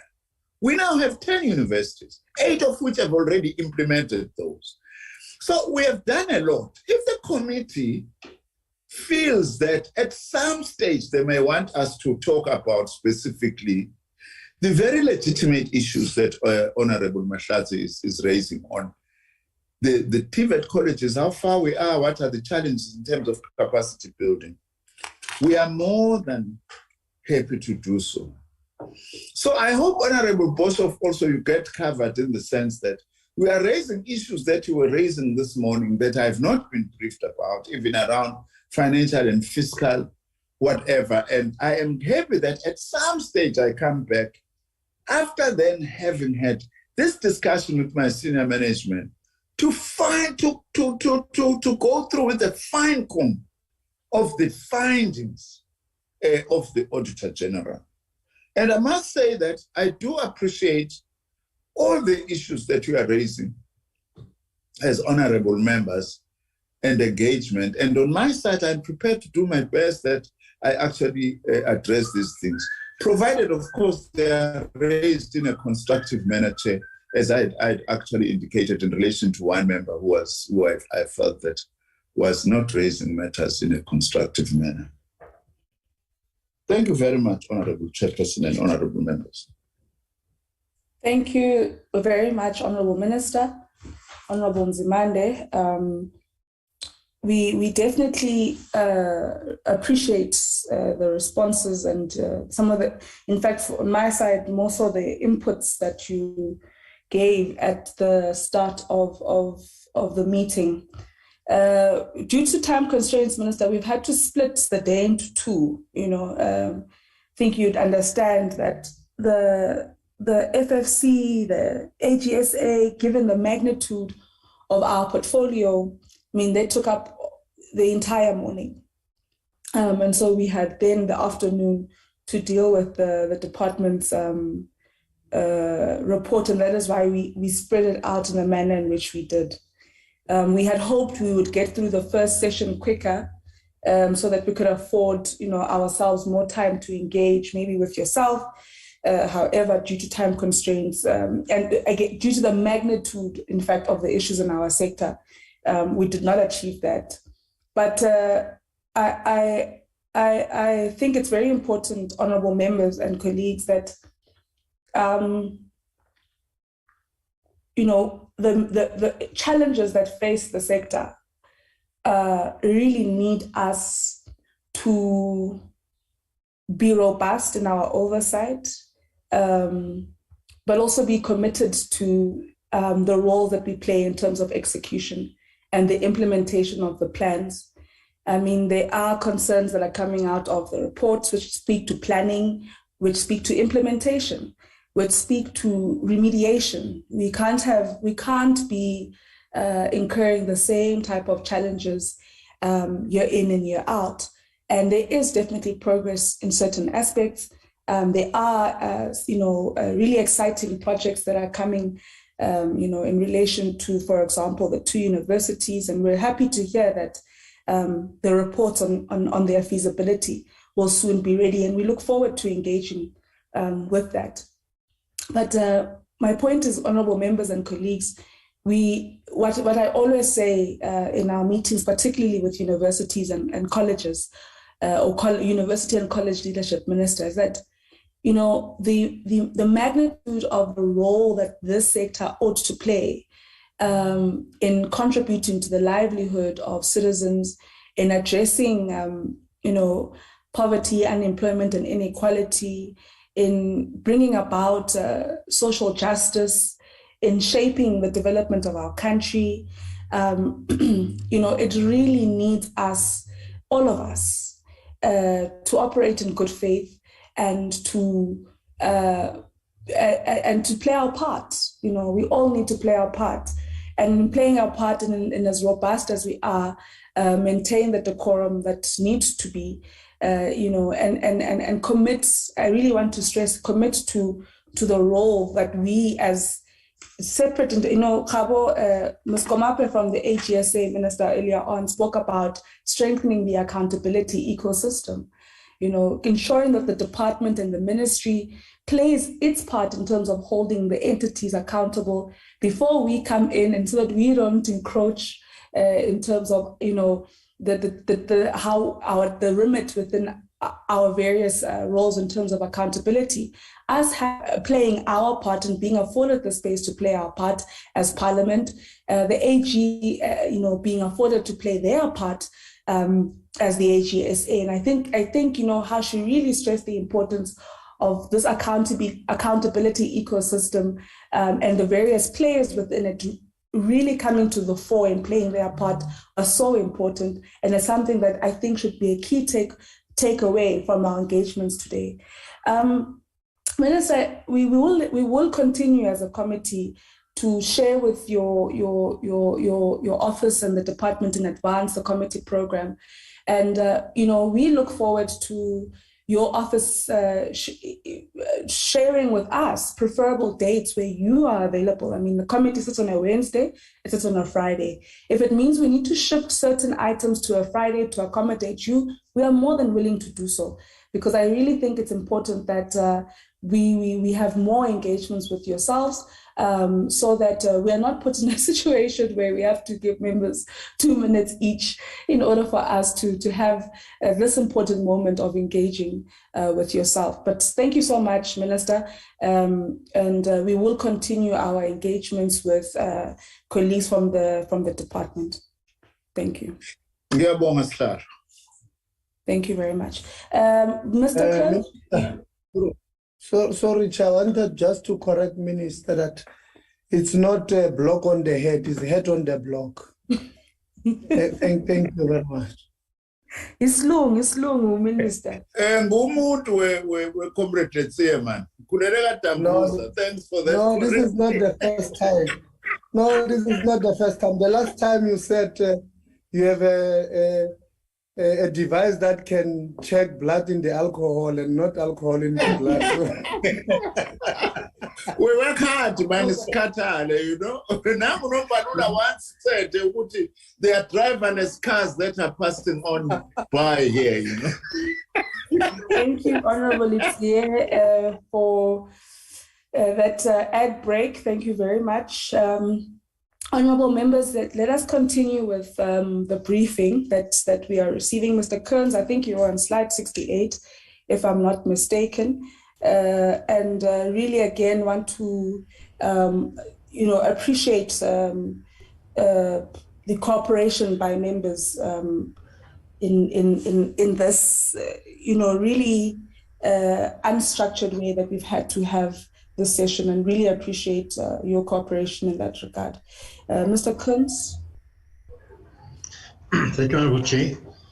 I think this slide basically just speaks to the impact on the operations through the financial statement. And I think I want to express that we've really put measures in place to prevent overspending, and those pertain to weekly, monthly review of our spending to ensure that we don't over and also underspend in our operations.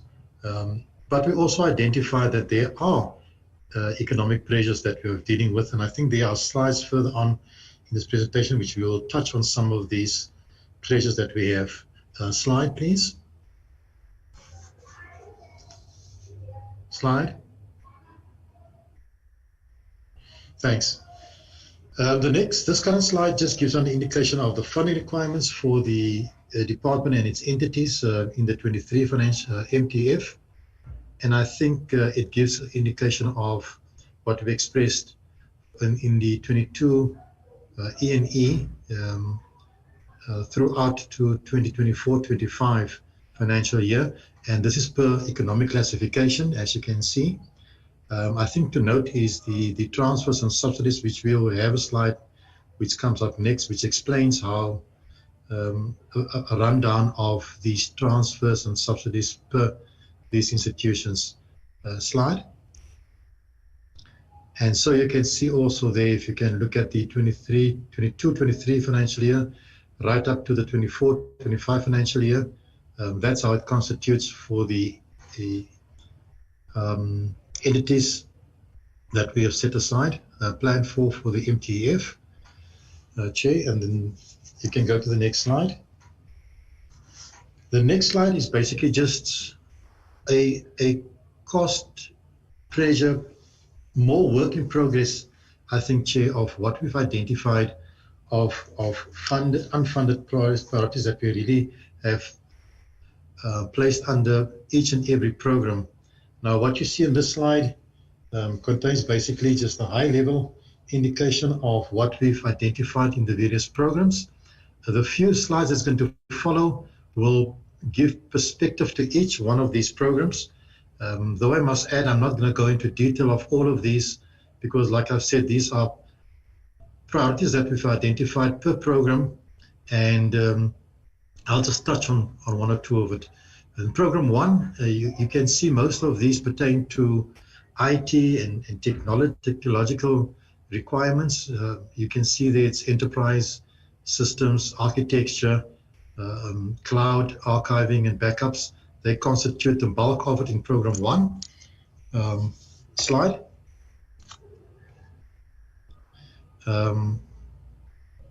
Also, yeah, thank you.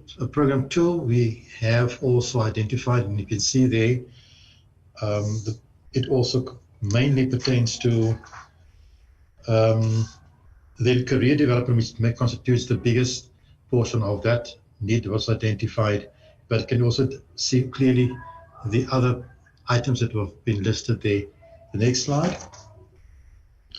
So also for program 3, I think the NSFAS administration is also a priority that we've identified. The following slide is also for the TVETs, which indicates the increase in enrollments. And the next slide, 78, I'm not going to go through because it's just basically gives you a breakdown of for the unfunded priorities for under TVET. The next slide, yeah, that's for the one. Program 5 is identified. You can see focus on artisan development and also world skills, which was an annual event that we participate in internationally. Program 6, which is the last one, is for CET, and there you can see the main constitution there is the increase in CET enrollment, which we identified. Now, Chair, just on all of these that we have listed there, we were of the view that we have listed these priorities unfunded, and we are going to then list them in terms of priority and also see what constitutes the top 10 probably of these projects. And then we've embarked on certain programs as to how we're going to fund some of these programs. And there's really a myriad of what we have looked at, including donor funding, partnerships with government institutions, even looking at private sector participation in some of these unfunded mandates. The next slide is pertaining to irregular expenditure. The next few slides. For the year under review 2021-22, there was a total amount of 2.448 million rand worth of irregular expenditure. So the closing balance for the 21-22 financial year is 6.972 million, and that reflects in the report under page, or at page 267. And in the table there, it gives you indication of what was the opening balance. Then there is also some indication of what was already condoned, as well as what was written off by approval. And that leaves us with this 6.972 as I've indicated. So the next few slides will then capture all of these. If you add them all together, they should be coming to this 6.97 million that we have. The first one coming through, this was in the 17-18 to 2020-21 financial year, was an incorrect procurement process that was followed. Basically, what had happened in a scenario like that, I think it was an official who at the time was with the department and since left. In fact, if I have memory serves me right, the individual actually passed on, but it was pertaining to a procurement of communication services, which this individual had embarked on without having necessary approval. And for that, we're still waiting Treasury's approval, because there had been some presentation for condonment of that irregular expenditure. The second one, item 2, was also a procurement that was pertaining to catering. In fact, after the investigation, it was found this not to be irregular, and therefore it was removed from the irregular register. Item number 3 was also a case where there had been catering, and I think it was less than 3 quotations, which was obtained. That particular 2,000 Rand, was, I think 2.2, was written off by approval of the Treasury. Next slide. Item number 4 was also a matter of legal services that was procured by an official by using a private legal institution and also not following the correct procurement process, and it amounted to 96,000. In that particular case, the individual was disciplined and charged. Item number 5 was a case where a repair to the computer, in fact, it was the security system that was faulty and due to emergency. The individual went to have it repaired by the company who had provided the items, and without also sourcing, which we had found to be supposed to be in 3 quotations system. That matter is also still in progress, is not written off as yet. Item 6 is also incorrect procurement process of consultancy. In this case, after the investigation, it was also found not to be irregular, and therefore that matter for 45,000 was also removed. It was written off in that case. Item number 7 was also a process of, during the World Skills, there was a procurement for, I think it was for tools, for which, as indicated there, which was the previous World Skills competition, and also again, the correct procedure was not followed. In this case, also the official was charged, and that matter is also not finalized as yet in terms of writing off or condemnation. And then I think the last item, it's not for that year, was the one for the a case where there was an appointment which was not done through the Office of the State Attorneys in terms of the State Attorneys Act, and that resulted in an irregular procurement process, and to the value of, as it stated, the 3 million Rand. Then the next slide gives the current, which was in the current year. There were 2 cases. One was expenditure pertaining to examination procurement, and it was found that at 2 separate occasions within that financial year, procurement for goods and services, which seems to be similar of nature, was procured, and the combined effort of that was more than what the quotation amount exceeded, and therefore it was deemed to be irregular. That matter is still not also finalized. And the second matter actually is a link between with the previous one of number 8, with this procurement for the state attorneys. It was just an extension of that same service. Under frivolous and wasteful, there was none for the financial year, as also can see in the annual report, Chairperson. I think that takes us to the last section, which is the action plans, the audit action plans, Chairperson. We have an audit action plan. I think the acting DG in his open remarks indicated to the fact that we have set a target date for 31 January 2023 to finalize all actions. As you know, we draft and compile a schedule for all of the matters stemming from the audit report in the audit action plan, of which the management has to, and the responsible managers have to respond and monitor the progress to ensure that we finalize all these matters at the end of January. And I've given sort of a browse down of the reporting dates that we've identified up until the end of January. But I think the essence of it is to address these issues that pertains to internal control deficiencies, identifying what are the root causes, and especially what actions do we implement to avoid these repeat findings, and also how do we deal with accountability, liability, and consequence management going forth, Chairperson. I think the next slide, the penultimate slide, is just also indication of a spread of the summary of the findings for the various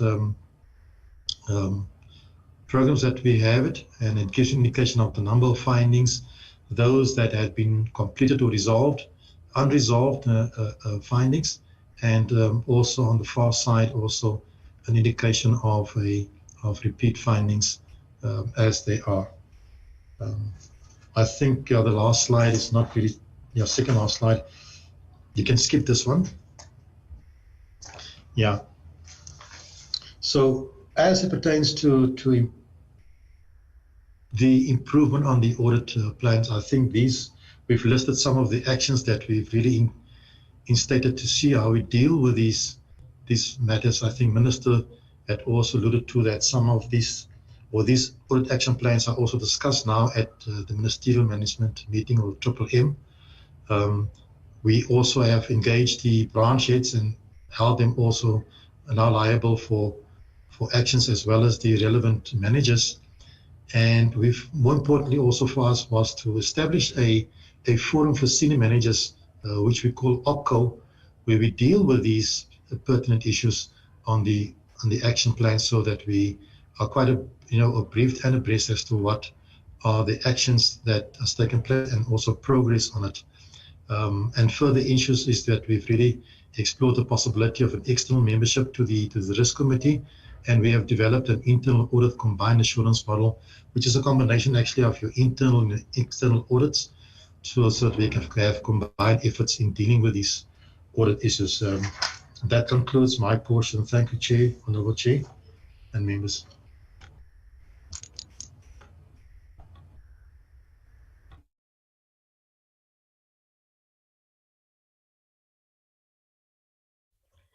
Mr. Mbalo.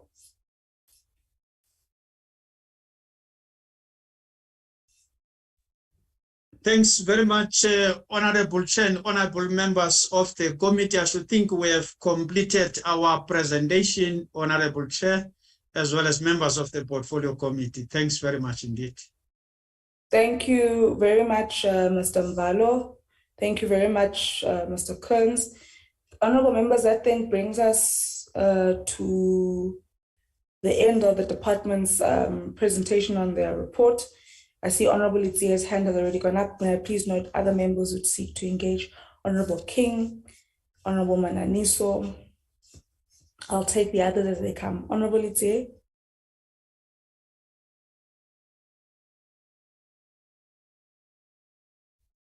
Thank you very much, Chair. As I said earlier,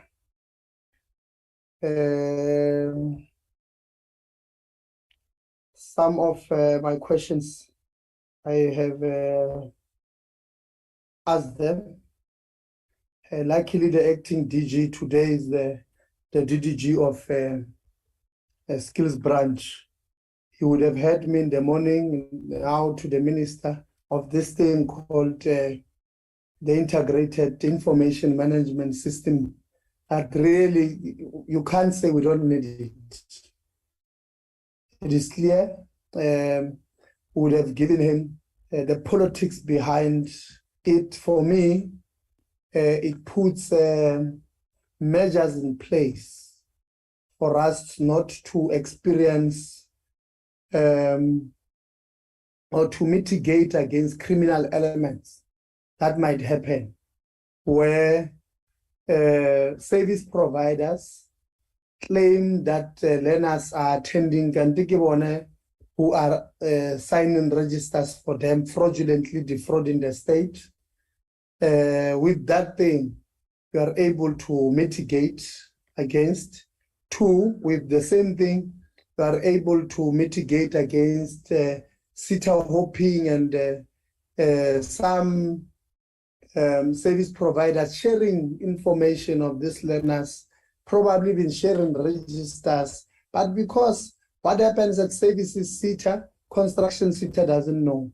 What happens at both of these MICT, WNR, agri sitter, they don't know. So it opens an enabling environment for our sitters to be defrauded in the state, and therefore we are DDG, we are begging you, we are asking you, I don't know what to say, I don't know what's the correct English way to say that. We are expecting you to immediately start the process of getting this thing. Maybe if you don't understand exactly how this thing should work or how we are proposing that it should work, you can give us a call, we'll just explain it to you, because here we've got issues of time.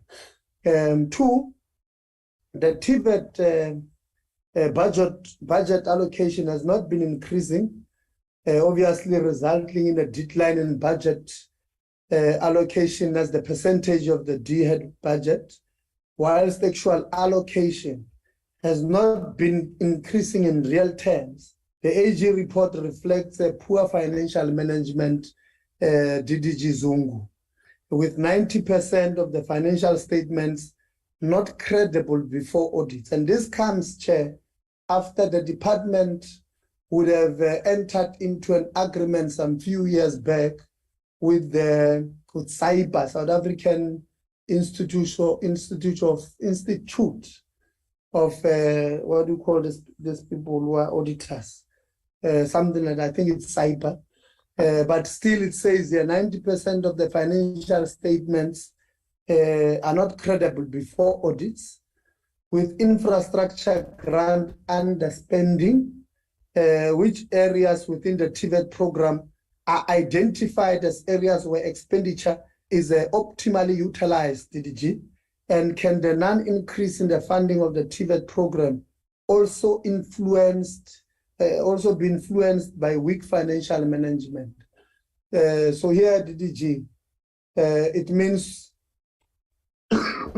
we are asking you to develop a program as soon as possible to take all these CFOs of these TVET colleges into some workshop where you will sit down with them and agree on what is it that we must do to make sure that the final product we submit as a first draft to AG makes sense. It's in line with what AG wants.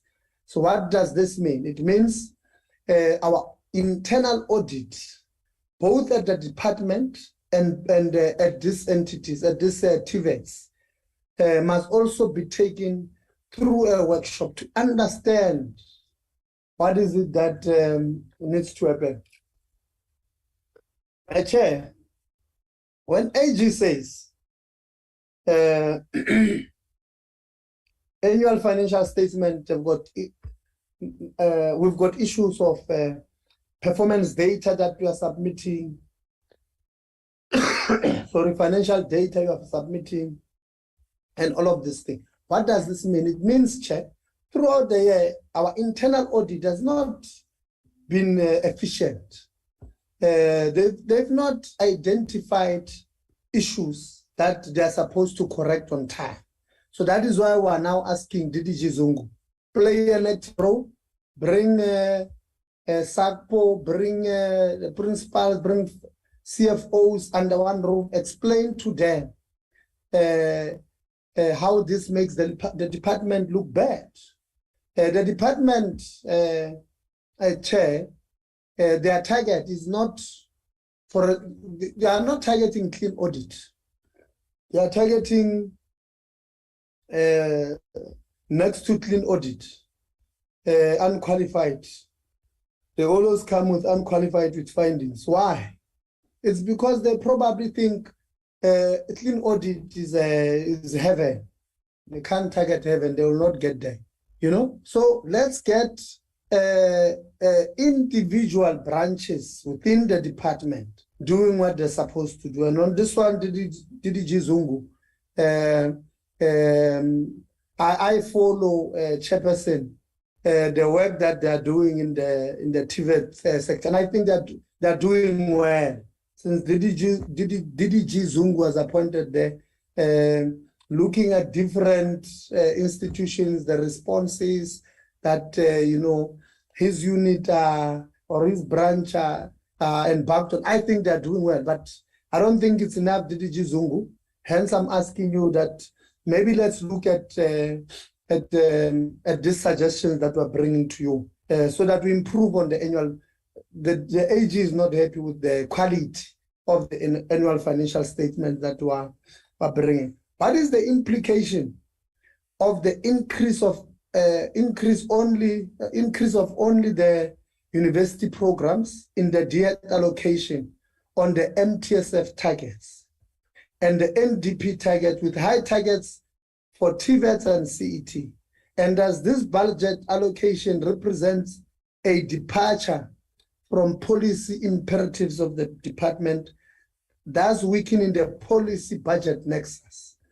Is the increase in budget allocation for university education warranted, as the prioritization reflects a shifting of planned increases in other programs for the university education program as other programs decline? And what is the impact of such prioritization as TVETs, CETs, and CETAs quantitatively support many citizens, particularly the youth, with the current levels of unemployment? And as is this budget allocation really sustainable to address the level of youth unemployment and lack of skills development opportunities? When you go to performance, FFC analysis observes a significant growth in allocation to skills development and CET programs and TVET programs. Is the growth significant relative to the growth of university education? And is this significant growth in real terms after considering inflation? And what impact can such growth have in real terms? Number 6, how objective is the reason provided by the FFC on TVET number of students enrolling at TVET colleges annually at 74% being due to lockdowns and disruptions? Recognizing that university targets have exceeded their target, can this decline be linked to the lack of ICT facilities for TVET students to continue with the learning under COVID conditions, which is further reflected by the number of TVET college students completing N6 qualifications annually at 21%? And is the FFC of the view that adequate efforts were undertaken to ensure continued learning TVETs in the TVET space? Sorry, Chair. Department,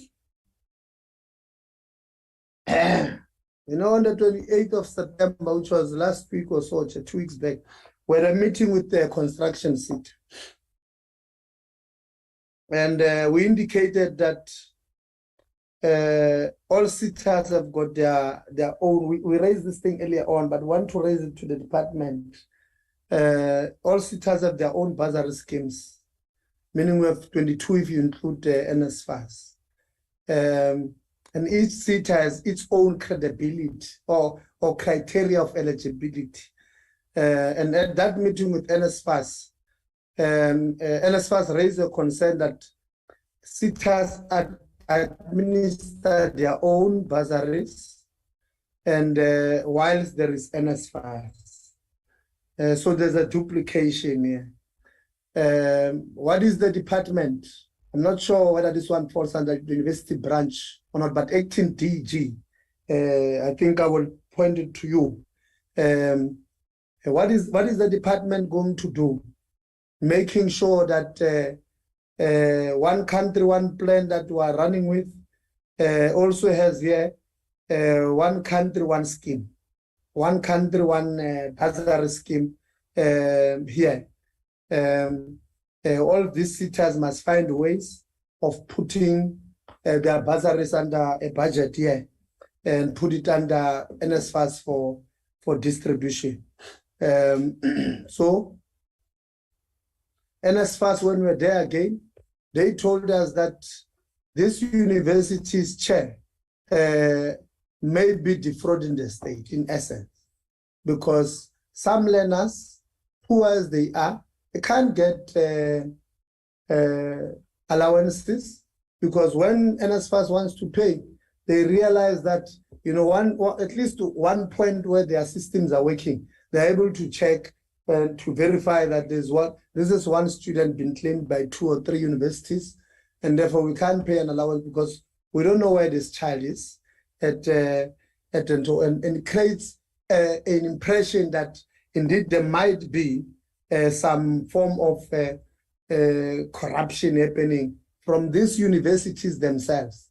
So the department were asking you, acting DG, to consider instituting a serious forensic investigation into this thing, and how much we may have lost into this thing. I mean, if NSFAS systems were completely off, they were not working, NSFAS would have been paying, or they might have been paid other learners before, or they might still be paying other learners. How much the forensic must look at how much or which institutions are involved in this, how much have we lost as a country, as a department to this, and how much can still be, you know, how much can we still get back from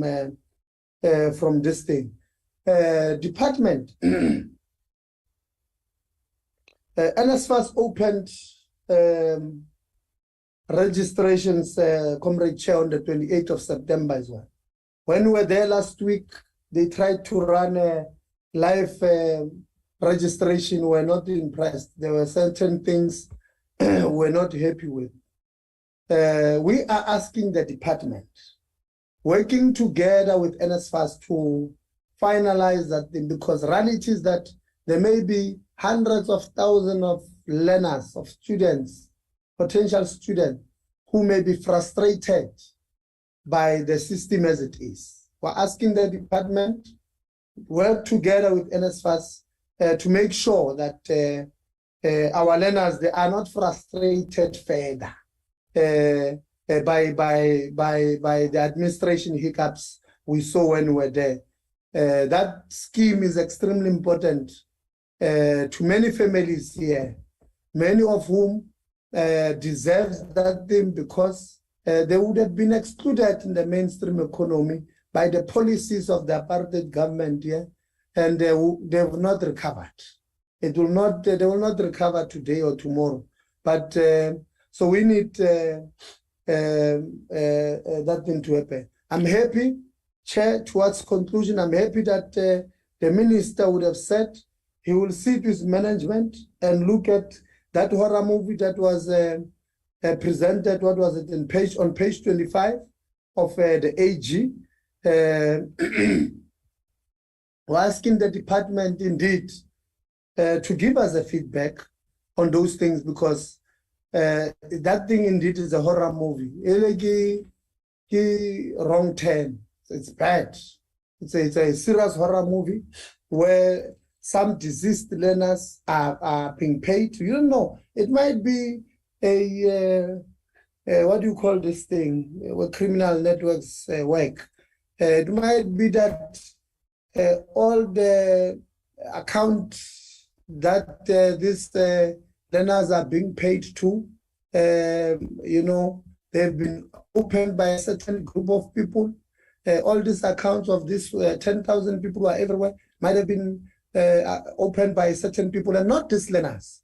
So they were not playing. Again, forensic investigation and in-depth forensic investigation must be open. We ought to know, because Chair, I was just counting only on the 10,000. That's about 13,000 something. If you count it, it's almost 300 million that we might have been losing every year, or at least under the year under review. 300 million, Chairperson. You know, 300 million, we could be paying for more than 10,000 learners, students at mainstream universities here. Therefore, that thing is not or we could be paying towards historic debt and freeing other learners who can't find jobs because universities are holding on to their degrees. So asking for a serious forensic investigation to look at that horror movie of page 25. Terms of reference must be clear. Find out what happened here, find out what happened there, find out what happened here, find out what happened there. So we are not playing. We want that forensic investigations to have been started as soon as possible. And thank you very much, Chairperson. You are appearing on my video. Thank you, Honorable Litsie. Honorable King. Okay, Chairperson.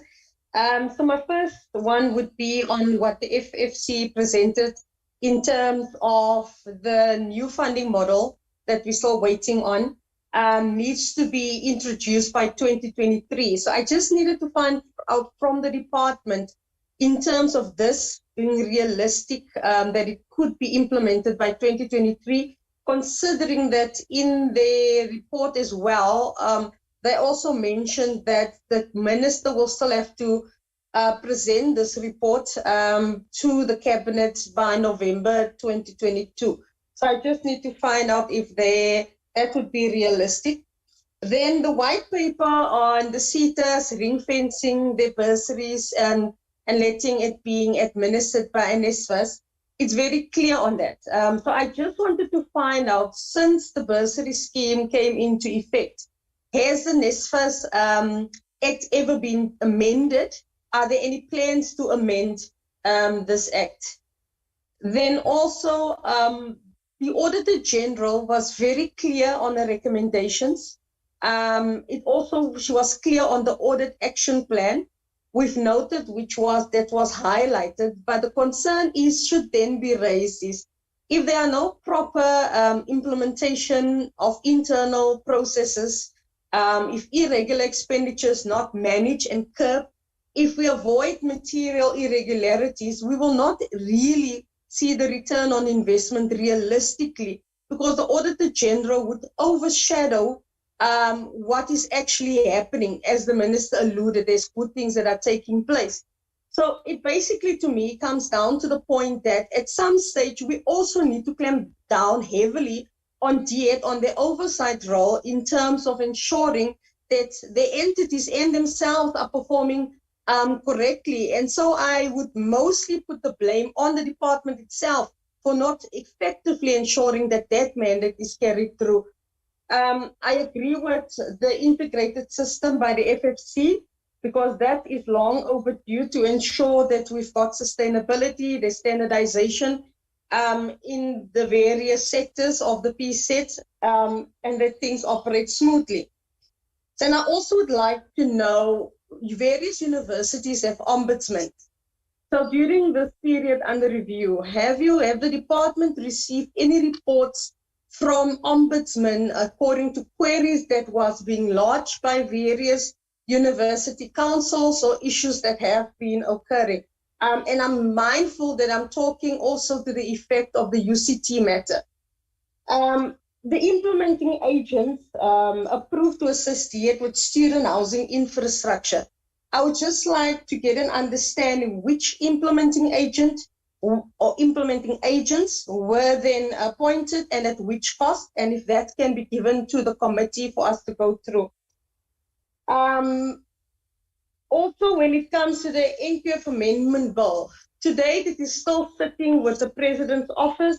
I would just like to find out what measures has been put in place to engage the Presidency in ensuring that we proclaim that bill so that we are in a step in the right direction to ensure that we've got a proper bill in front of us to ensure proper skills development and a framework is actually signed into law. Because at this stage, with the President not proclaiming that law, we are actually the one master skills plan which is proposed might not actually be that effective as well.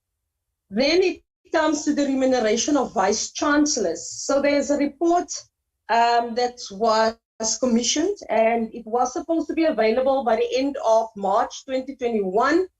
I just want to find out, has this report been presented yet to the department?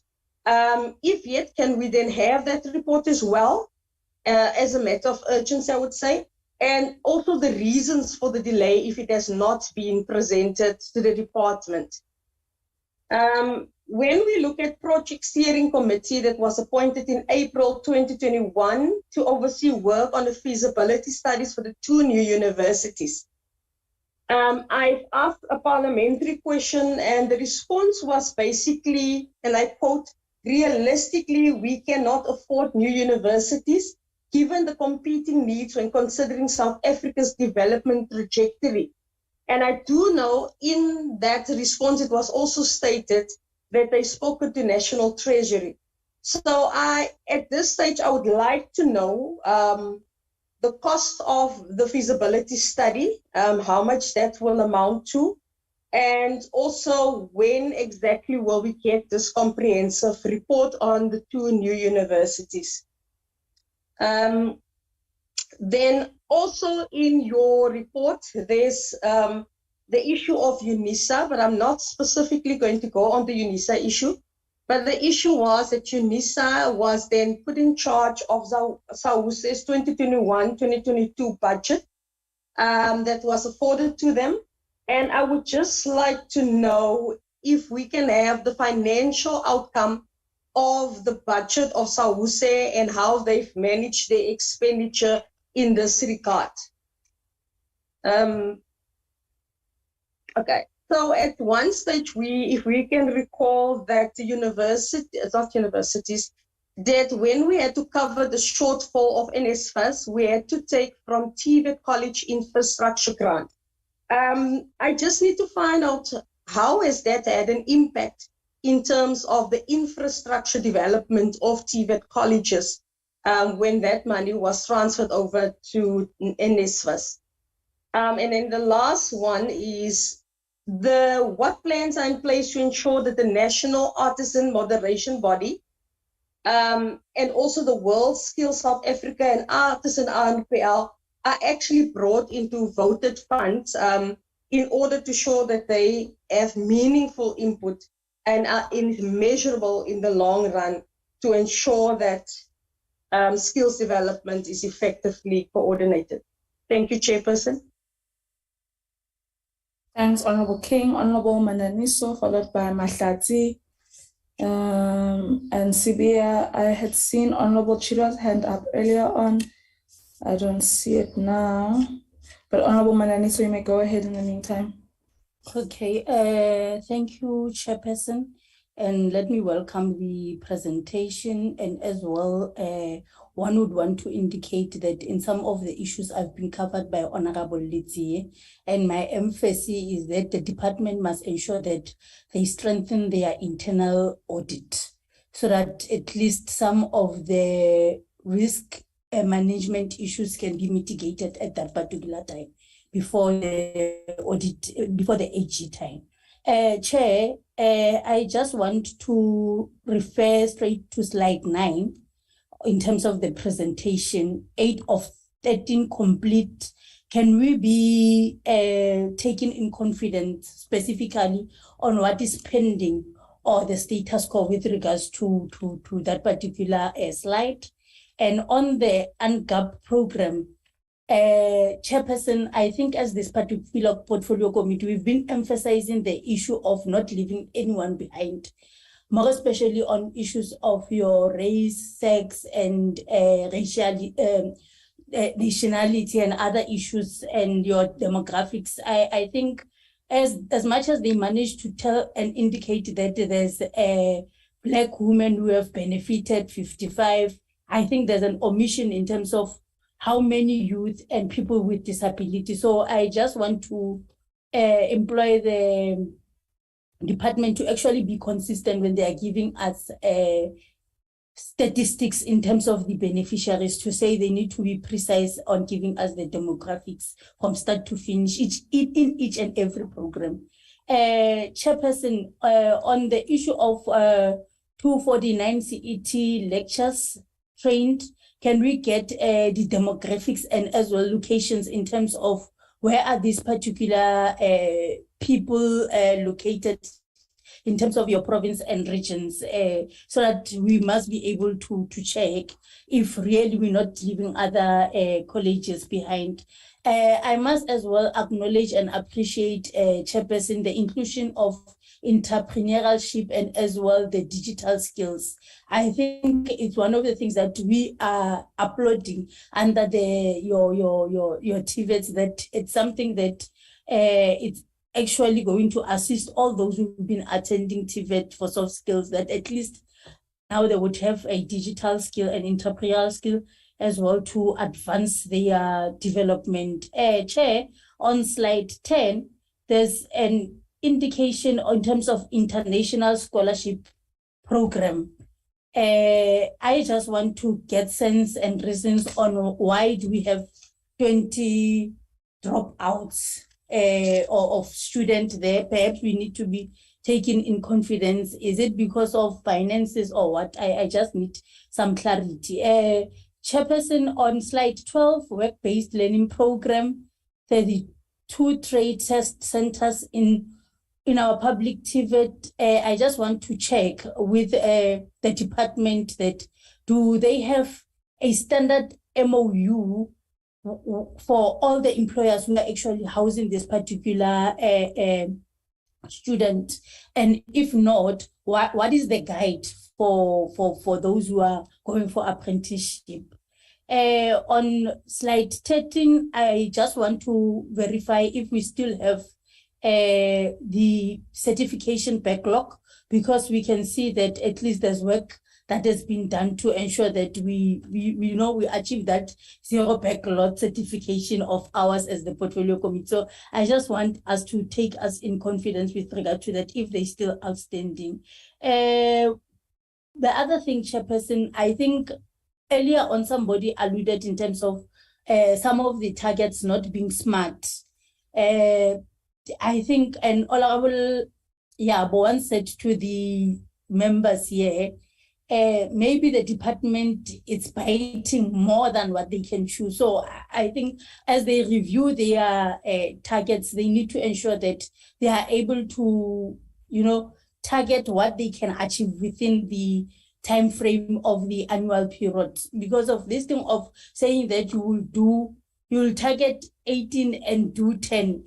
And while you know that you don't have the capacity to do that, it's very worrisome, and it shows that there's real lack of proper project management in our institution. So we need to ensure that we deal with that issue, so that we find ways of doing what we have to do at a particular time that we have actually timed ourselves within. So, Chair, I think they need to make sure that they actually have a program of action specifically with what has been given to them as the remedial work for the department to actually deal with issues that are not properly done in the institution.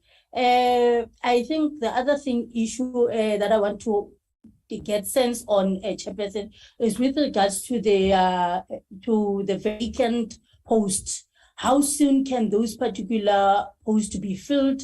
And if there's a plan already, can they send to us specifically with timeframes in terms of when are they going to ensure that all those particular vacancies are being filled. Chairperson, I think what we can say from whatever that we got as a presentation today, we need activists in this department, people that would not be reactive, but be responsive in terms of dealing with issues as when they arise. For instance, Chair, I want to indicate as well that this is it's a concerning factor, the issue of that you would have infrastructure management problems on the basis that people, they cannot properly write the specific codes when it is an audit period. It is very worrisome. I think there should be an induction in terms of how these particular property assets are being classified, so that people can use specific code as it when they do this particular reporting. Chair, I think on the issue of the university education program, there's more work that needs to be done. And we hope that as the department are custodians of service delivery in terms of higher education and training, they will make sure that they cover those who are mostly the poor that we need to assist, and they must make sure that as well that people who are middle class actually they are being given attention as they deserve and not be left behind in terms of these particular opportunities. Slide 22, I just want an indication with regards to policy in languages, status quo per institution, so that at least we are able to get sense in terms of whether the department is on course with regards to ensuring that there's transformation in our institution. Chair, on slide 30, I think one must say that we're noting that the department is actually doing work, and I think in this particular slide, they need to, as they do review, they must just prioritize what they didn't do previously. They must not come with new targets because there's a work that needs to be done. I think on TVET colleges as well, we just want to check if there's backlog of certification. On issues of TVET, we cannot say much about that they should improve in terms of good governance standards. That one, it must not be compromised. I agree with Honorable Lithier that perhaps they need to have some sort of workshop or summit where everybody would just speak to say and actually exchange best practice in terms of how to deal with issues that has to do with management, leadership, and governance in the institution. So they need to make sure that they work hard on that. Chairperson, we cannot say much about issue of skills development programs. There is a need that our skills development sector work for our people, nothing else. I'm very disappointed as well about the CETs. CETs are not given the attention that they deserve, and Tatemvalo, I would want to request you and your team to make sure that this particular program 6, it becomes, the entry point in terms of all your discussion as you work in the department.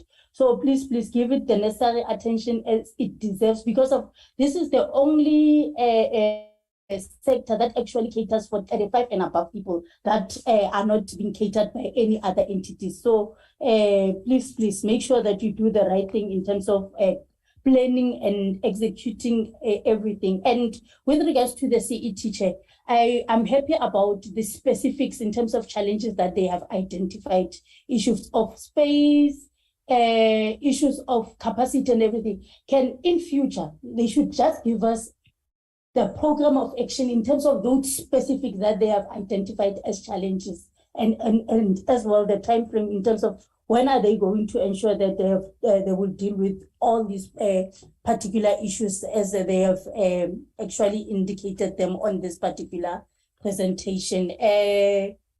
Chair, one would want to say to the department, at least with regards to some of the reports and target and other targeted being overachieved, they need to do more, work hard, and ensure that we build the South Africa that we want to see us living in it. The poor, the rich, and the young and the old enjoying the gains of democracy. So Tatemvalo, Lonali team, it is important that you note for mosebetsi wa lona ga o bona mare kopa le berekeng go tlala seatla le sa etsa half of for compliance. Thank you, Chair. Thank you very much, Honorable Mananiso. Honorable Mahlatsi. Thank you very much, Chair. Scott, I have very few questions. One, part of the AG report, in as far as performance of the department, has always been internal controls. I just want to find out from the department, Chair, in terms of financial management and risk management, the state of capacity of the department within these two units. Are they capacitated enough to ensure that there is maximum work done in ensuring that the internal controls are put at the center? Two, of course, we're dealing with the DHET, but most probably at this point, there should have been audit action plan that has been put in place. How is it monitored? And whether the department, based on that audit action plan, has it been able to produce positive results in making sure that your irregular, fruitless, and wasteful expenditure, that they are able to recover the loss? And if they have been able to recover the loss, how much has been recovered versus what has been on the irregular expenditure? And how far are they in terms of the status of the action plan? What have they achieved so far? Maybe in percentage form, if they're able to do so. I would also want to speak to the state of staff complement. I think Honorable Mananis has covered that, the vacancy rate and the progress thereof. On TVET program, Chair, even during our quarterly reviews, TVET program was not doing well. How do they intend to deal with this matter? And what are the interventions given the poor performance of TVET over and above issues of infrastructure?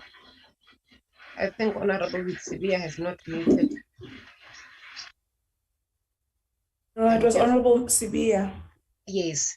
How have they been able to... sorry, Honorable Mahlatsi.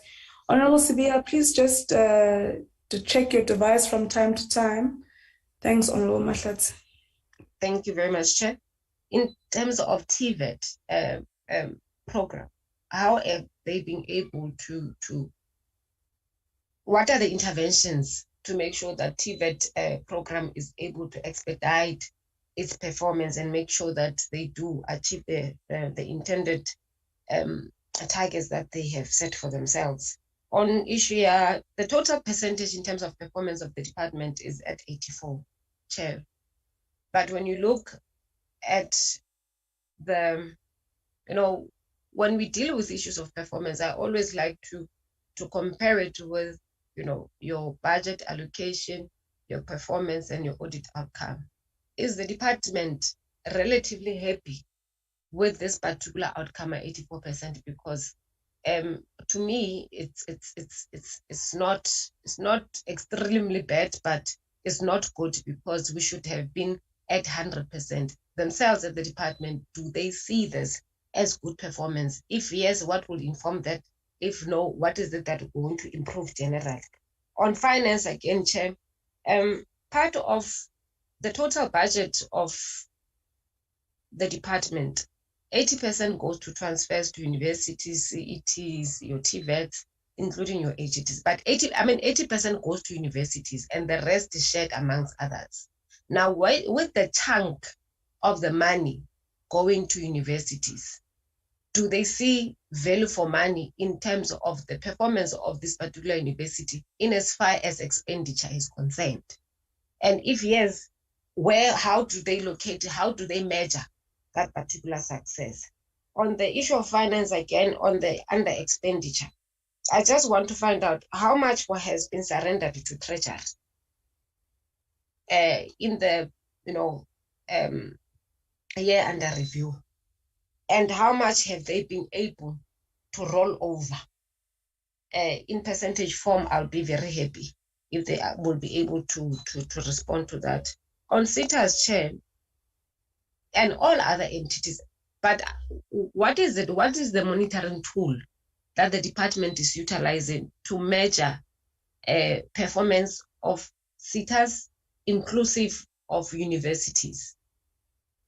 And what type of interventions has the department put in place, given the bad outcome that we are getting from the AG, especially in relations to SETAs? How are they monitoring their performance, and what tool are they using to monitor that performance?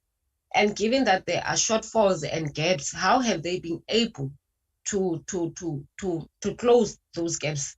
The last part, Chair, is around the planning of the department.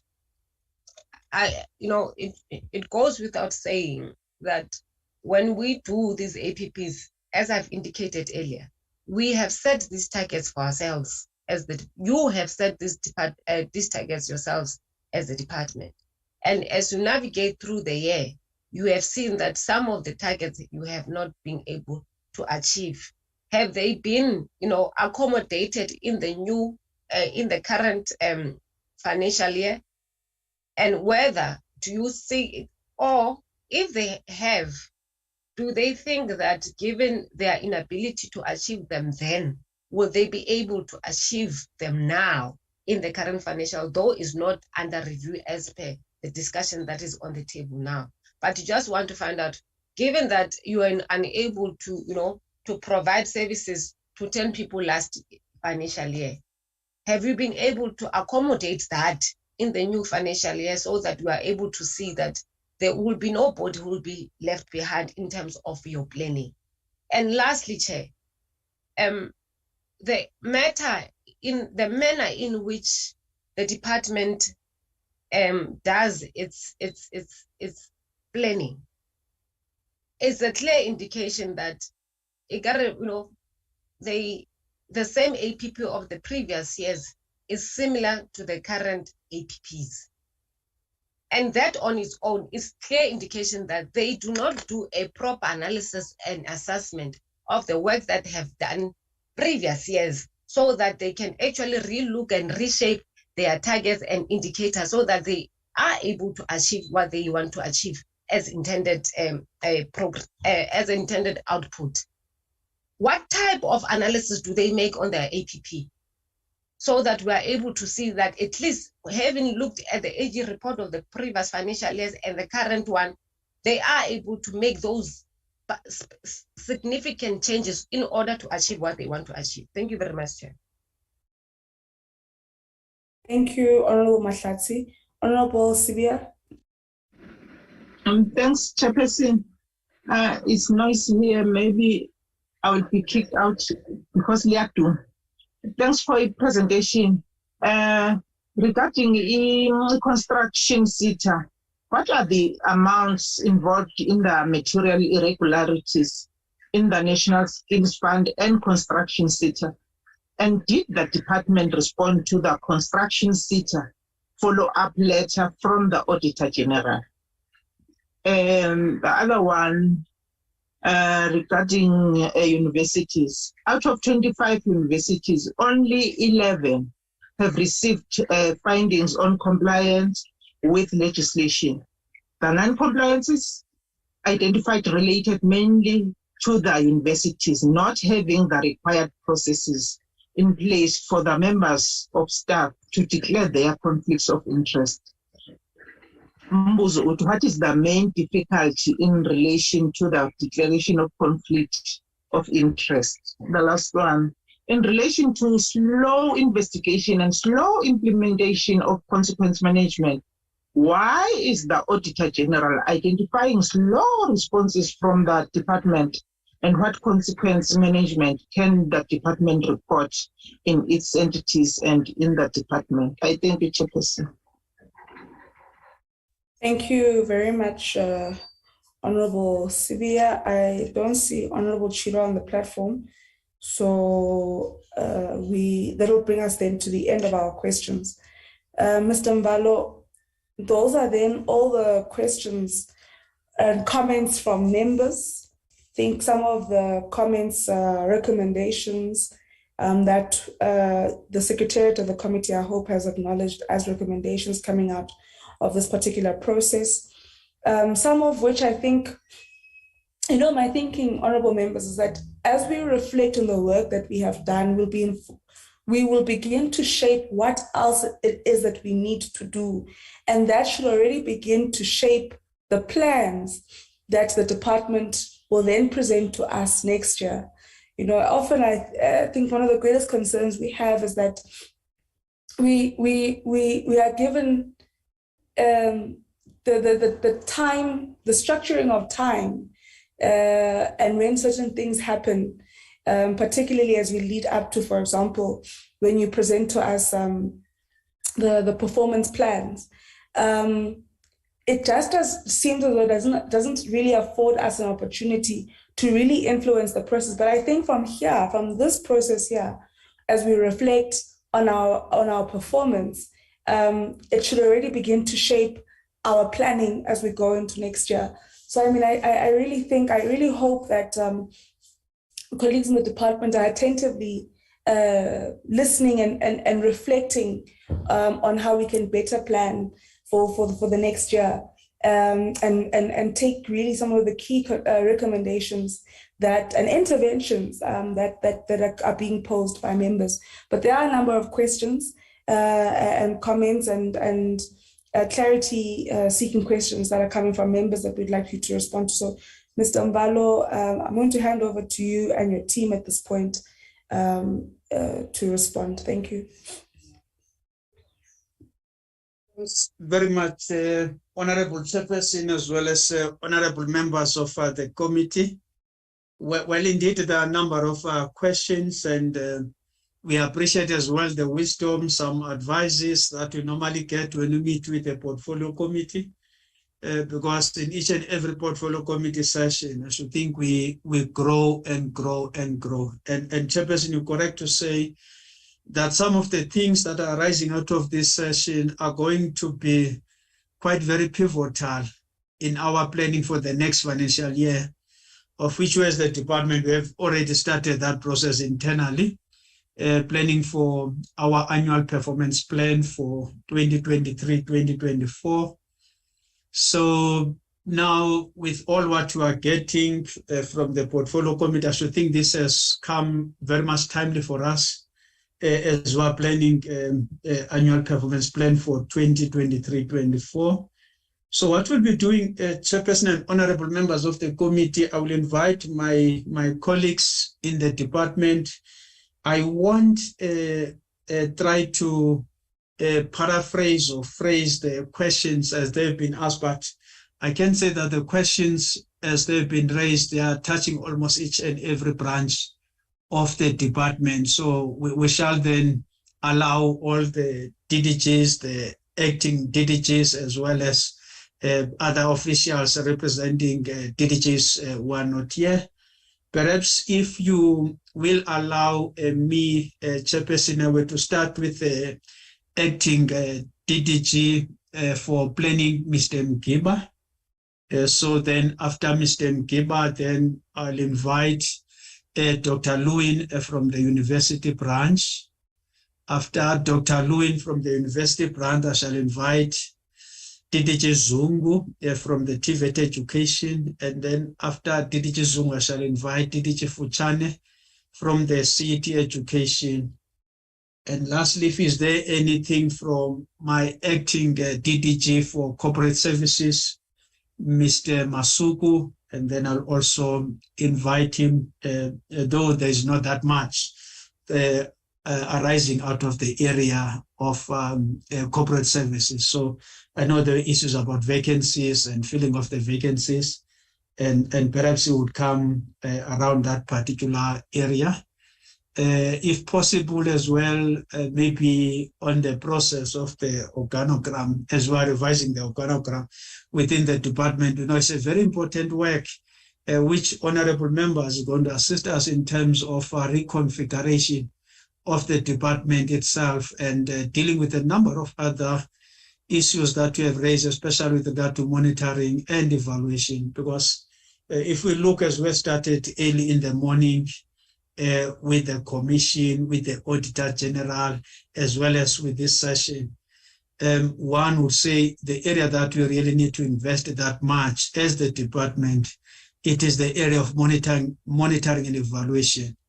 We're having so many entities, we're having so many institutions. So we as the department, we need to have the requisite capacity so that we can really undertake the work at our disposal. So the new organogram that we are busy finalizing, it is going to be quite very critical for us in terms of most of the areas that we are raising since we started early in the morning. But then without further ado, I shall invite my esteemed colleagues in that order. Thanks very much, Honorable Chairperson and honorable members of the committee. Thank you very much, Acting DG. Good afternoon, Chair and honorable members, colleagues from the department that are present here. My name is Reinhard Giba. I'm the Chief Director responsible for policy planning, monitoring and evaluation. Today in this meeting, I'm representing DDG Gasa, who could not make it to this meeting because she is abroad, also attending to other priority areas of the department. Chair, there were a few questions that were raised that relate specifically to the planning branch, particularly from Honorable Mahlatsi. I think let me firstly appreciate, Chair, that the observation as made by Honorable Mahlatsi is correct in terms of how we plan generally as government, but specifically as a department. I think it is correct to say the APPs do seem like they look the same over the years as we develop them, but also as we plan them. I think that is not unexpected, Chair, because as you would know, planning in government is structured and is informed by a particular framework as led by the DPME, and we try by all means to align ourselves with the directives as given by DPME. But more specifically, whatever we have in the APP as targets are not thumbsucked, and are not based on ambition, but based on the medium-term strategic framework and the priorities of government in particular.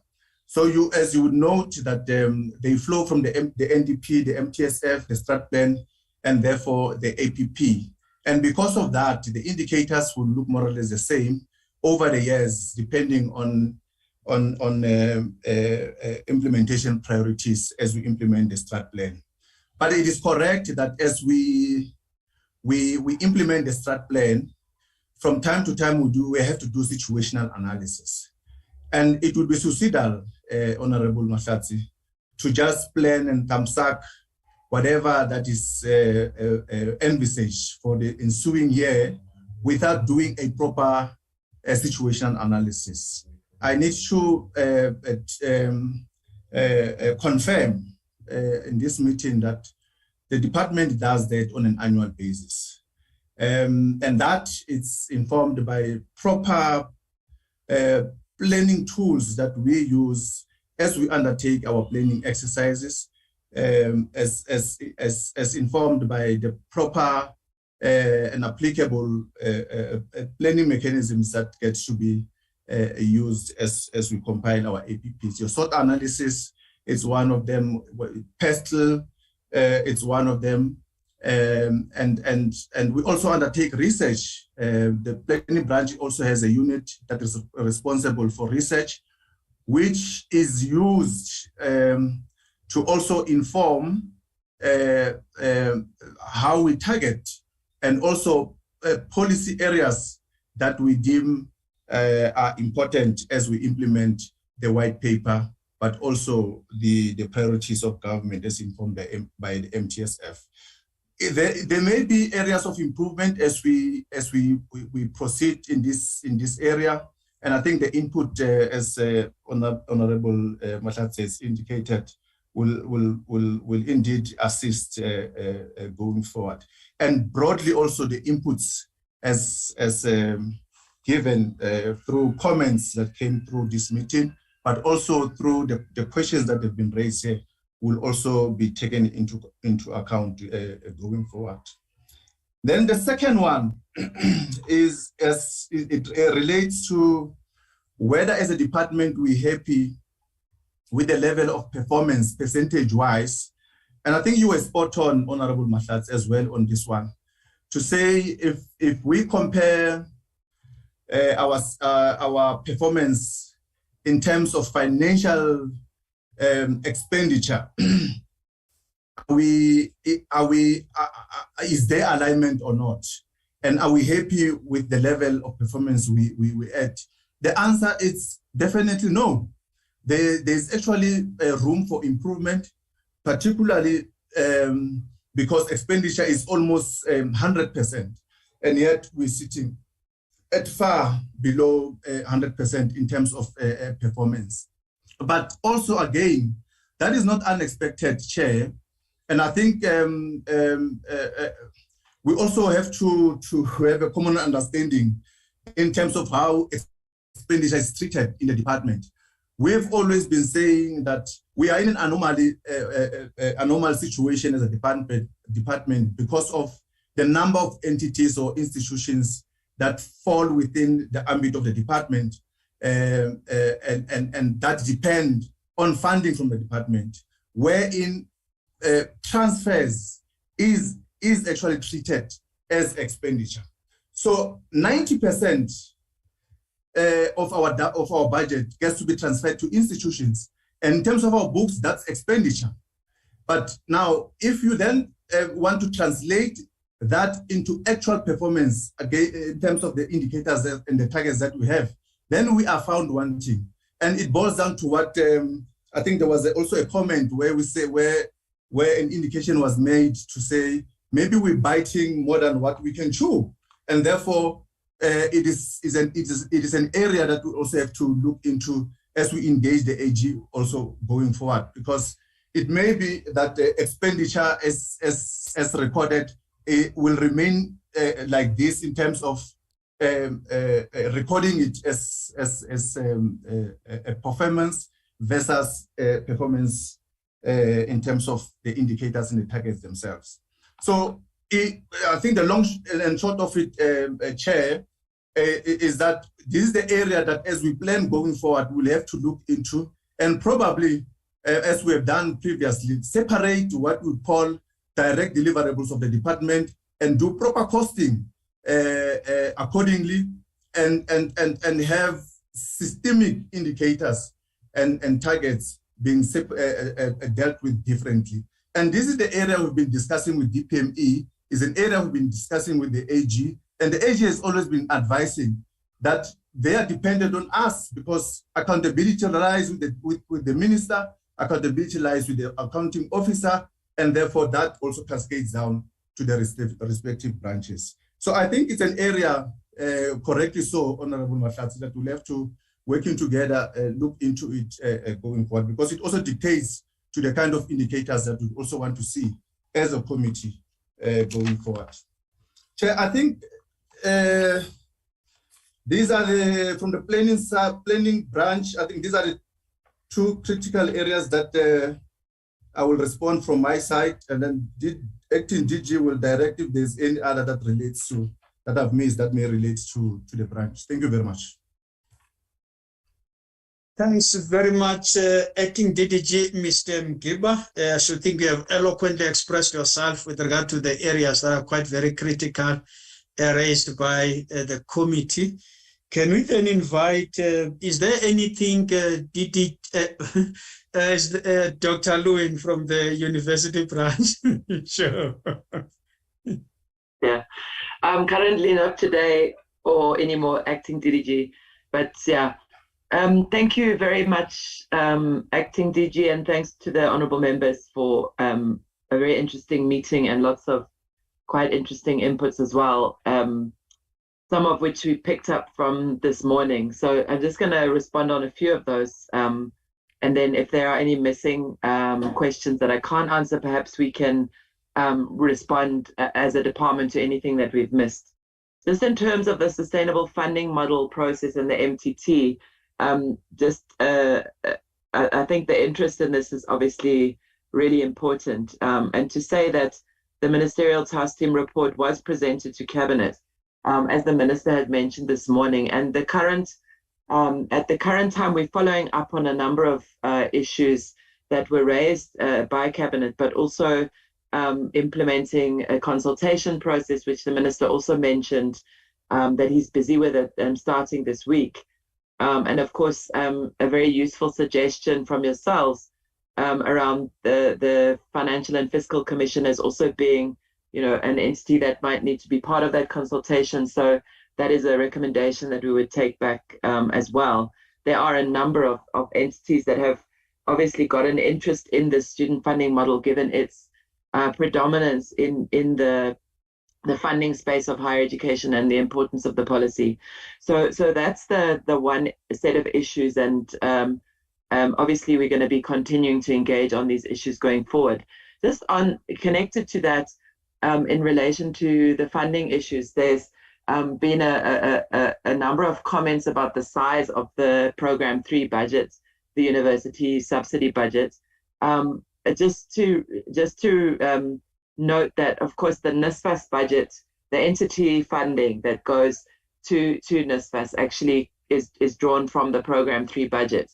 So almost more or less half of that budget of the universities is actually the NSFAS funding budget, inclusive of the DHET funding portion of that. So the actual subsidy budget is about 43 billion.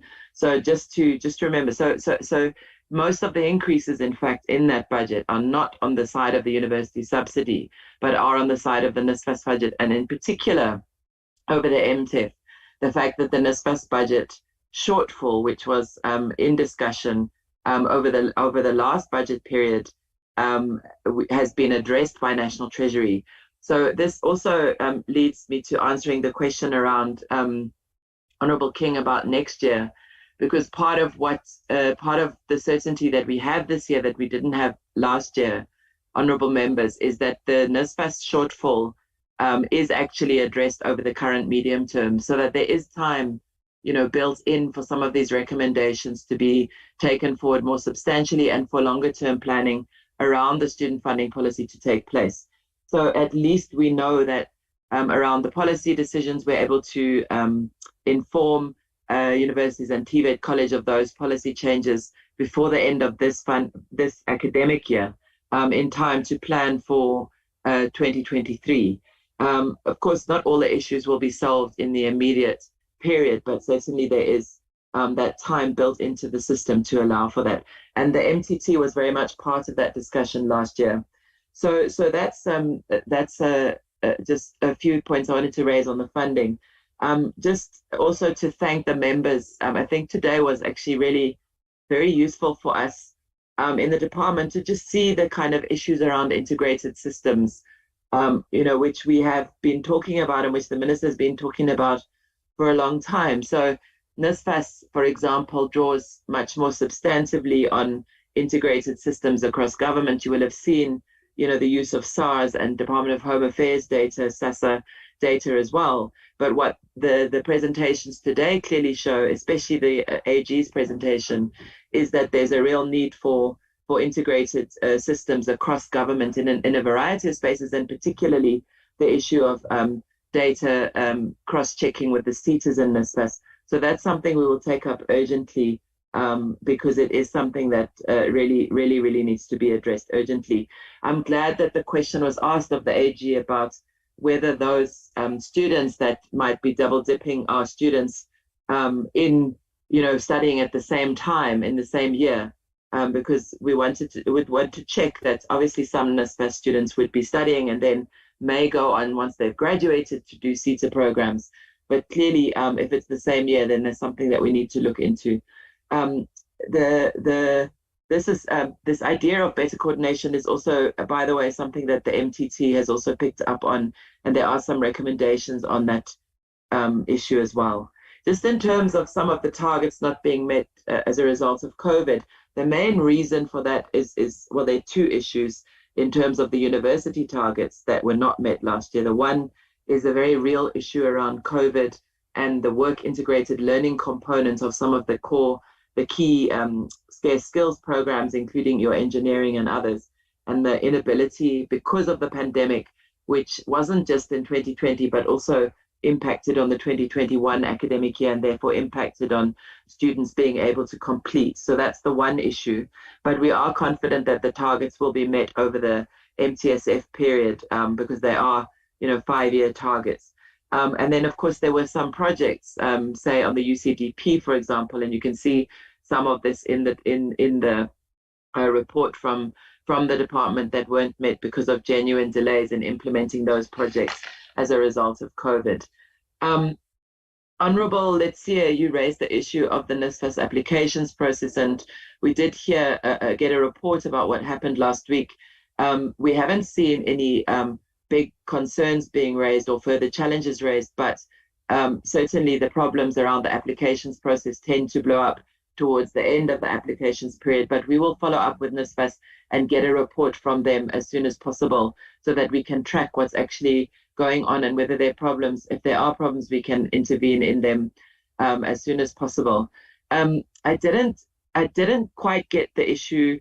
Honorable King, you raised a question about the Ombuds office, and I didn't quite get the question, so perhaps we can follow up on that at a later stage. But we are starting work on whether or not we would put in place an Ombuds office and what that office would do and how it would operate. I think you are seeing that there's a number of interventions happening at the moment. There's 2 gazettes that came out this week in relation to the MUT administration and the CUT assessment. And as you know, the UNISA assessment is underway. So I mean, that work is quite substantial at the moment, and hopefully we can complete those projects in a short period of time. In terms of the remuneration report of the VCs, indeed that report was received from the CHE and did go into the cabinet processes. So at some point the minister will be making a decision about when and how that should be engaged with further. I can't give much more detail on that at the moment because it has been in the cabinet process. In terms of, Honourable King, in terms of the feasibility study on the new universities, yes, it's absolutely true that there isn't currently a budget allocated for those universities, but of course we can't really know what the costs will be of establishing those institutions without having done the feasibility work. And of course, that work in terms of the Ekurhuleni University has been complete. An initial feasibility report has recently been completed, and the report on the Hammanskraal Forensic Policing University, that report is being finalized at the current moment. So once those documents have been looked at and engaged with, the next phase would obviously be then to look at the possible allocations from the fiscus and to engage with National Treasury. I don't have the exact figures with me in terms of the cost of the feasibility work, but it was relatively low, less than approximately around 5 million that we allocated to that project. I would have to go and check on that figure. In terms of the question about SAUS, SAOS is not an entity of the department. SAOS is an independent representative body of elected university SRCs, and it would be therefore necessary to request SAOS separately if there was a request to look at their budgetary issues. And then also, Honorable Mananiso, just picking up on the language policy issue, most definitely the language policy is being implemented from 2022. There's a great deal of excitement at universities. At the department level, we're looking at how we can support universities more comprehensively in implementing the policy. But if you are interested, there was a really exciting workshop held by the Teaching and Learning Strategy Group of USAF last year. They have a subgroup on African languages and the teaching and learning of African languages, which met, I think, in about September last year. And all the papers and documents from that seminar workshop are available online. And I think you might really be interested in looking at some of the exciting work that is happening in the institutions. Chairperson, I hope I've addressed some of the questions. Acting DG, I'm sure we can respond further in writing if there's anything that I've missed. Thank you. Thanks very much. Indeed, Dr. Lewin, I should think you have addressed a number of areas quite very critical within the area of the university education. We shall then invite DDJ Zungu. Thank you very much, Acting DG. Greetings to the Honorable Chair of the Portfolio Committee, as well as the Honorable members present today, and all our colleagues that are present on the platform. I will try to sum up some of the questions that have been raised, Honorable Chair and Honorable members. But let me start with the correction on the presentation by FFSC in terms of the number of artisans that have been trained. It reported an underachievement in that regard, that out of 770, we have only trained 12. In actual fact, that target we have overachieved.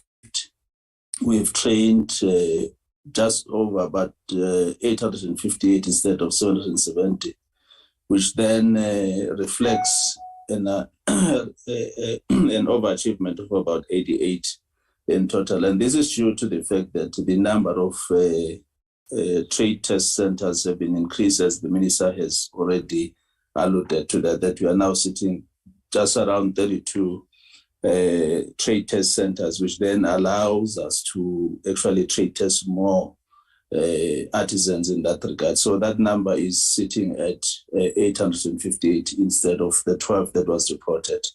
But let me then go straight to Honorable Letsie. Yes, in as much as there's no correlation between the issues around the financial statements meeting the required standards and the issue of funding. The issue of funding, Honorable Chair, has got some historical background or history that we should not ignore. If I, for instance, sketch the challenge that this sector is faced with, if we have to go with the trajectory of enrolling 1.25 million TVET students by 2030 in terms of the NDP targets, that will mean that we'll need an additional 14 billion per annum. If we have to phase it out over the next 8 years, by 2030, it means that our budget will have to increase by 1.8 billion every year so that we are able to reach that target. So it has some history to that, but it has no correlation to the issues of the standards. But indeed, we are taking note on the issues of the deficiencies in our systems. And I must say, Honorable Chair and Honorable members, that there has been some interventions that are targeted towards this shortcoming that we are seeing, particularly around the issues of financial management and risk management has been raised by a number of honorable members. One of the major challenges is that in terms of us having the ability to attract the required skills, it's subjected to what we offer. We have done a skills audit in terms of the the deputy principals, finance, the majority of them are not chartered accountants. And you know that this kind of work requires chartered accountants. Honorable Etio, you made a reference to the SICA project. It's actually SICA, not CYPA. It's SICA project, which attracted a number of retired chartered accountants, which assisted us a lot. But I think there was a bit of disjuncture because when the project started, we were also commencing with the process of recruiting financial men or DP finance in colleges.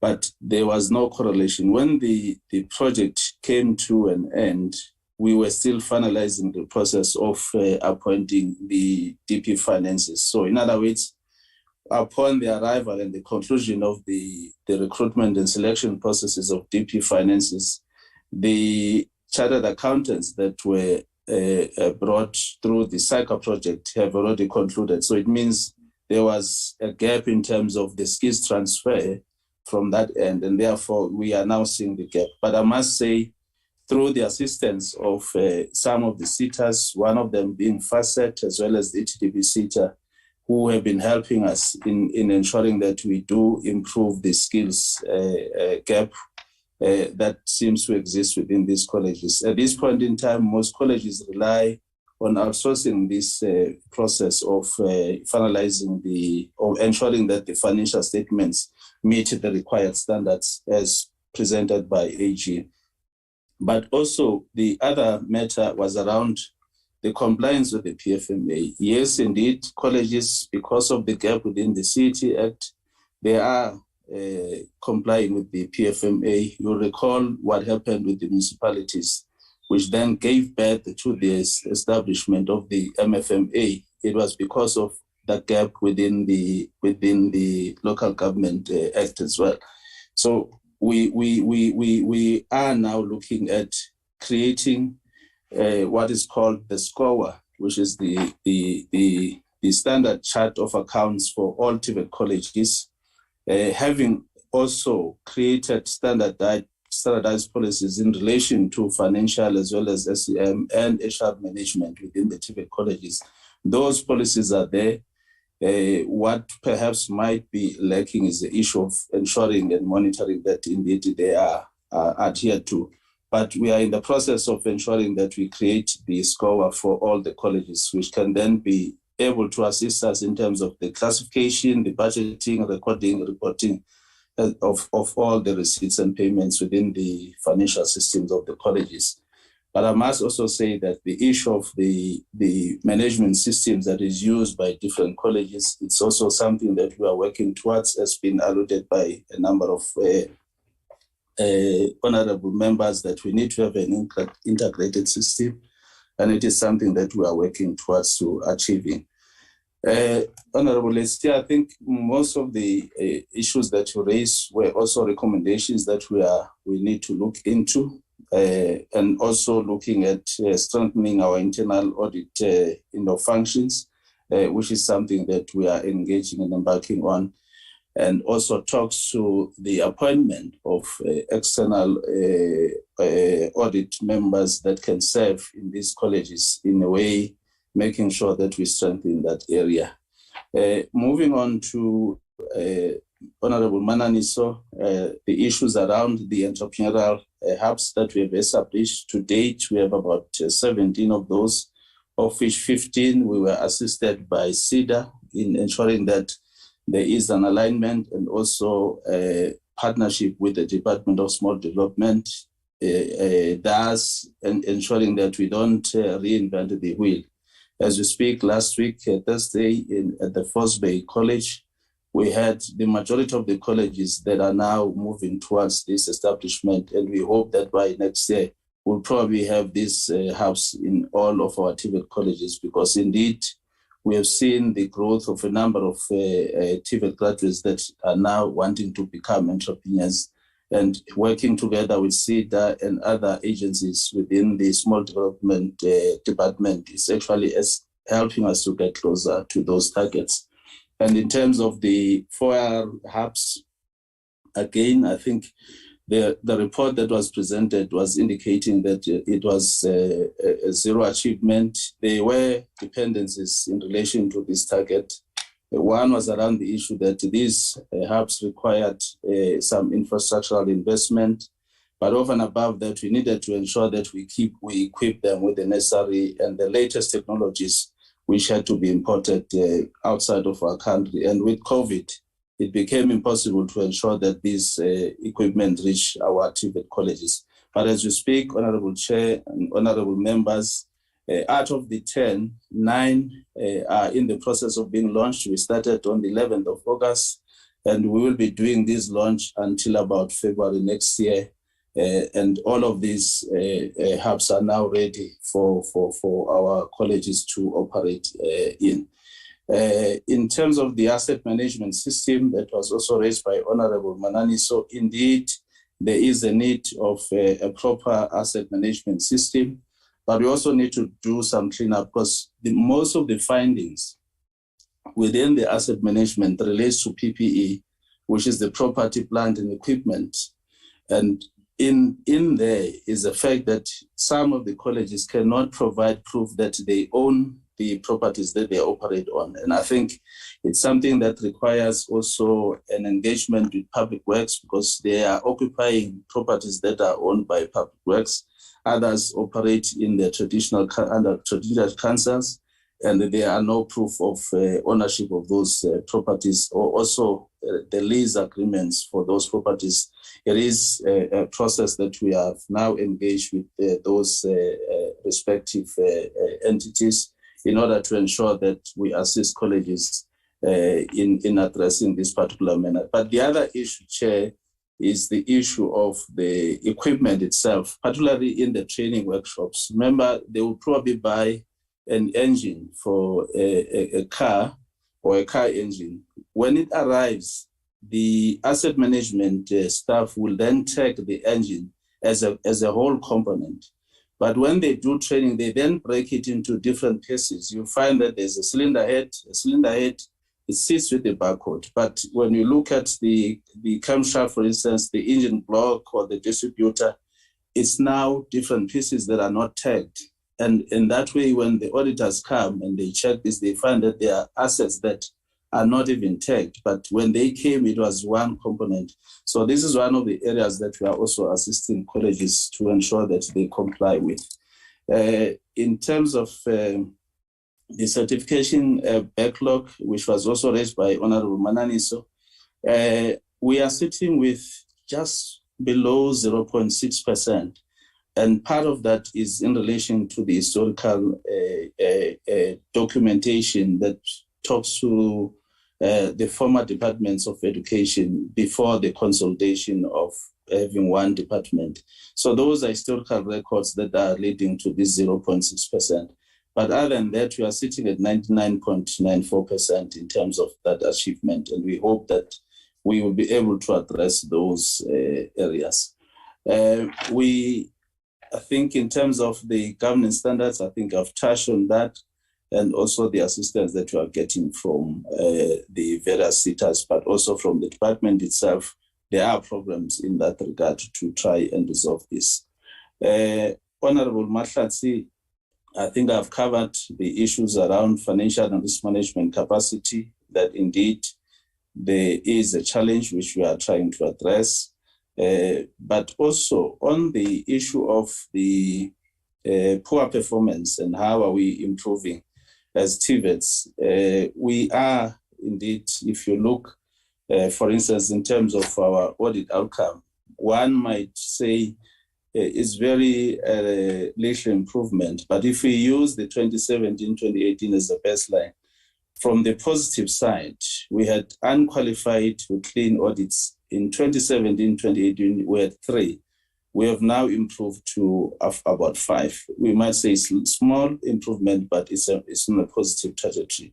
On the unqualified with findings, we have improved from 2017 to now 2021, from 16 to 20. In other words, 10 additional colleges are now on the positive side. But also on the improvement on the negative side, those that have claimed findings, as well as qualified with findings. 2017, we had 6 that had disclaimed audit findings. As we speak now, we are sitting at 2. In other words, that number is getting down. And as well as the qualified with findings, we are sitting in 2017 at 25. That number is reduced by almost 9. TVET colleges are now sitting at 16. And we hope that this improvement on the negative side is going to also give us a bigger pool that is now pushing towards the positive side of the audit outcomes. It might seem small, but it is an improvement. Looking at the complexity and the dynamics of the TVET sector as it stands, and the issues around the resources to ensure that indeed you are able to push towards that. We are working closely with Ms. Mgiba from the planning branch in terms of ensuring that all our targets are smart targets. You recall, Honorable Chair and Honorable Members, our first quarter performance, that most of our targets were underachieved.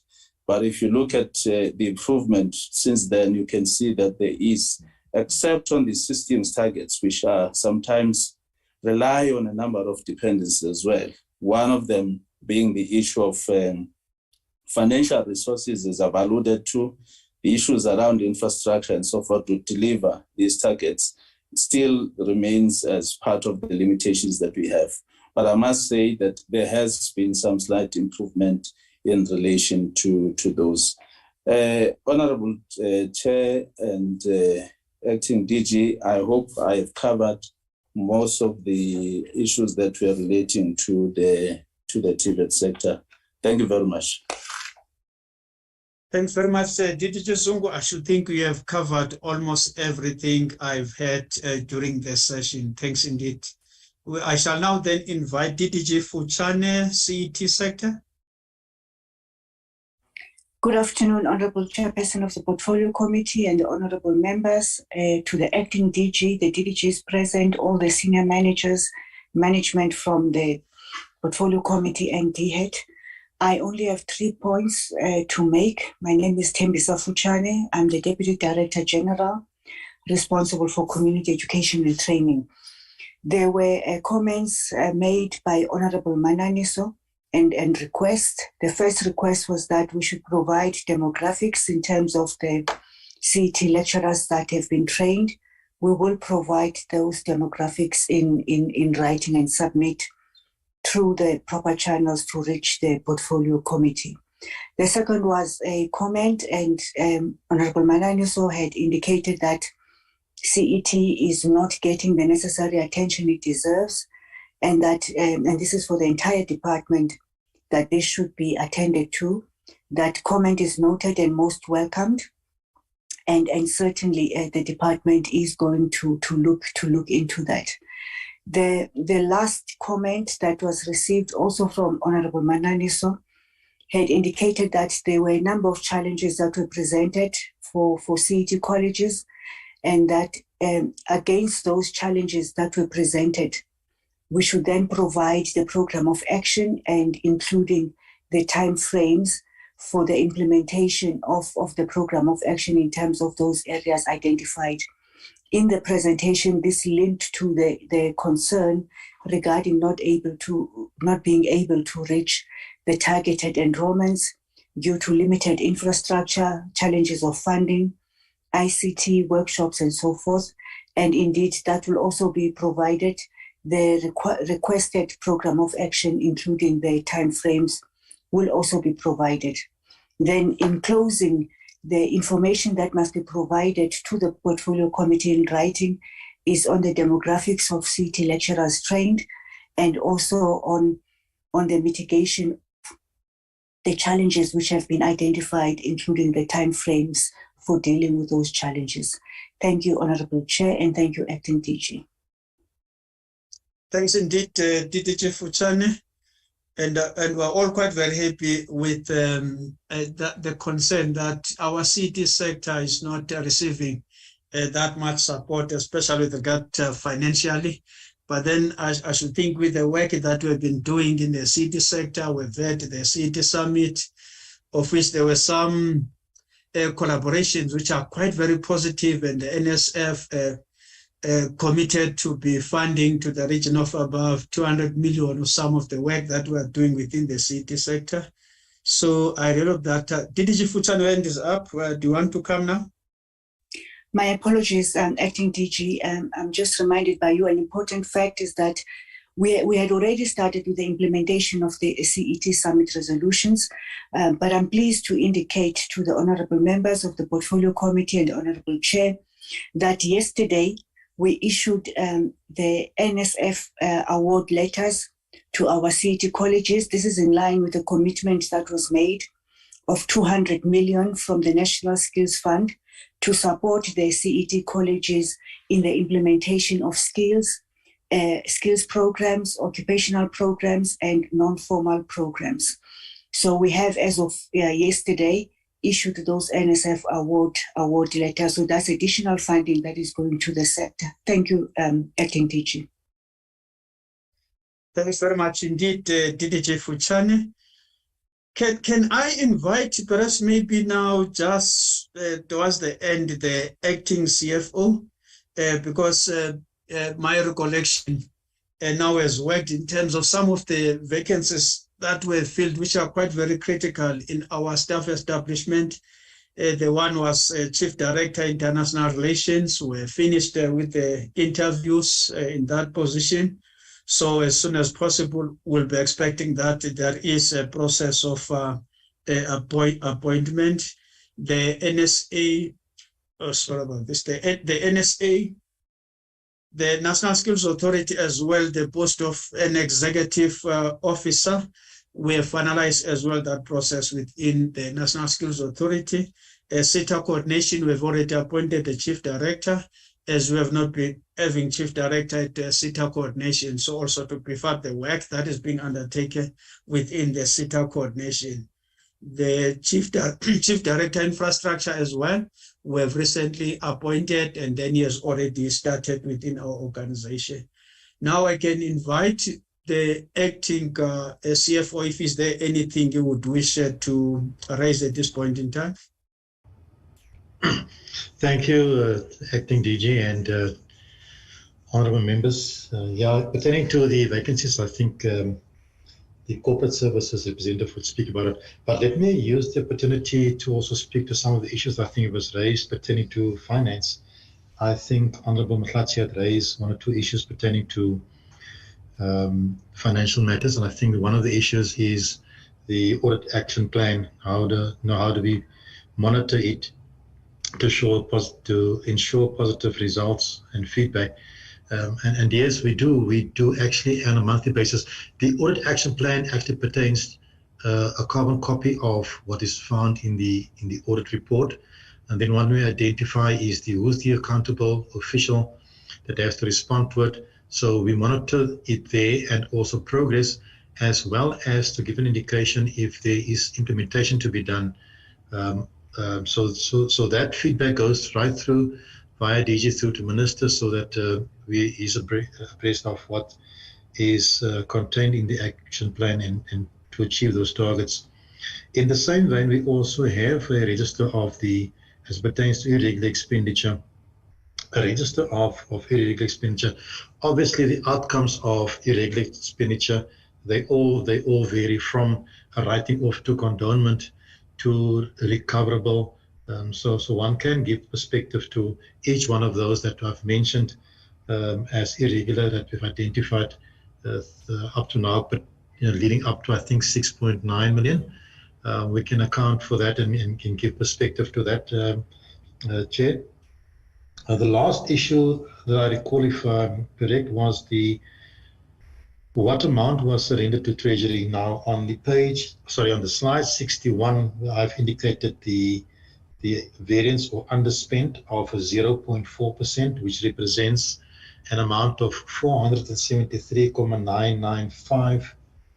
And that's the amount which we have not spent, and that automatically goes back to state coffers. A follow-on question to that was, were there any rollover funds? We've applied for rollover because Treasury allows you within a certain percentage. However, it was not approved for the department, so we do not have any rollovers. I think those are the areas I think it pertains to finance. Maybe just another question. I think Honourable King had raised that was pertaining to the implementing agent or agents. What the department has done so far, we've embarked on a process to employ implementing agents for infrastructure. And our point of departure was to approach the organs of state that render such services.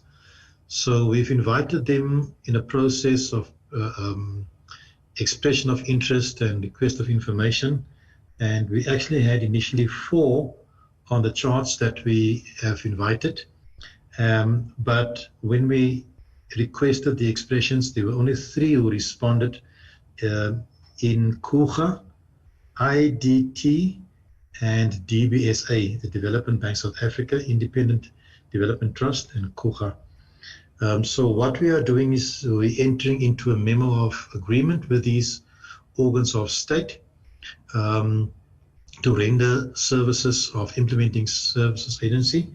And then the cost, in fact, what we're applying is the rate that Treasury had released. Treasury released a directive to IDT where they have given in a parameter of rates that is allowed to be charged.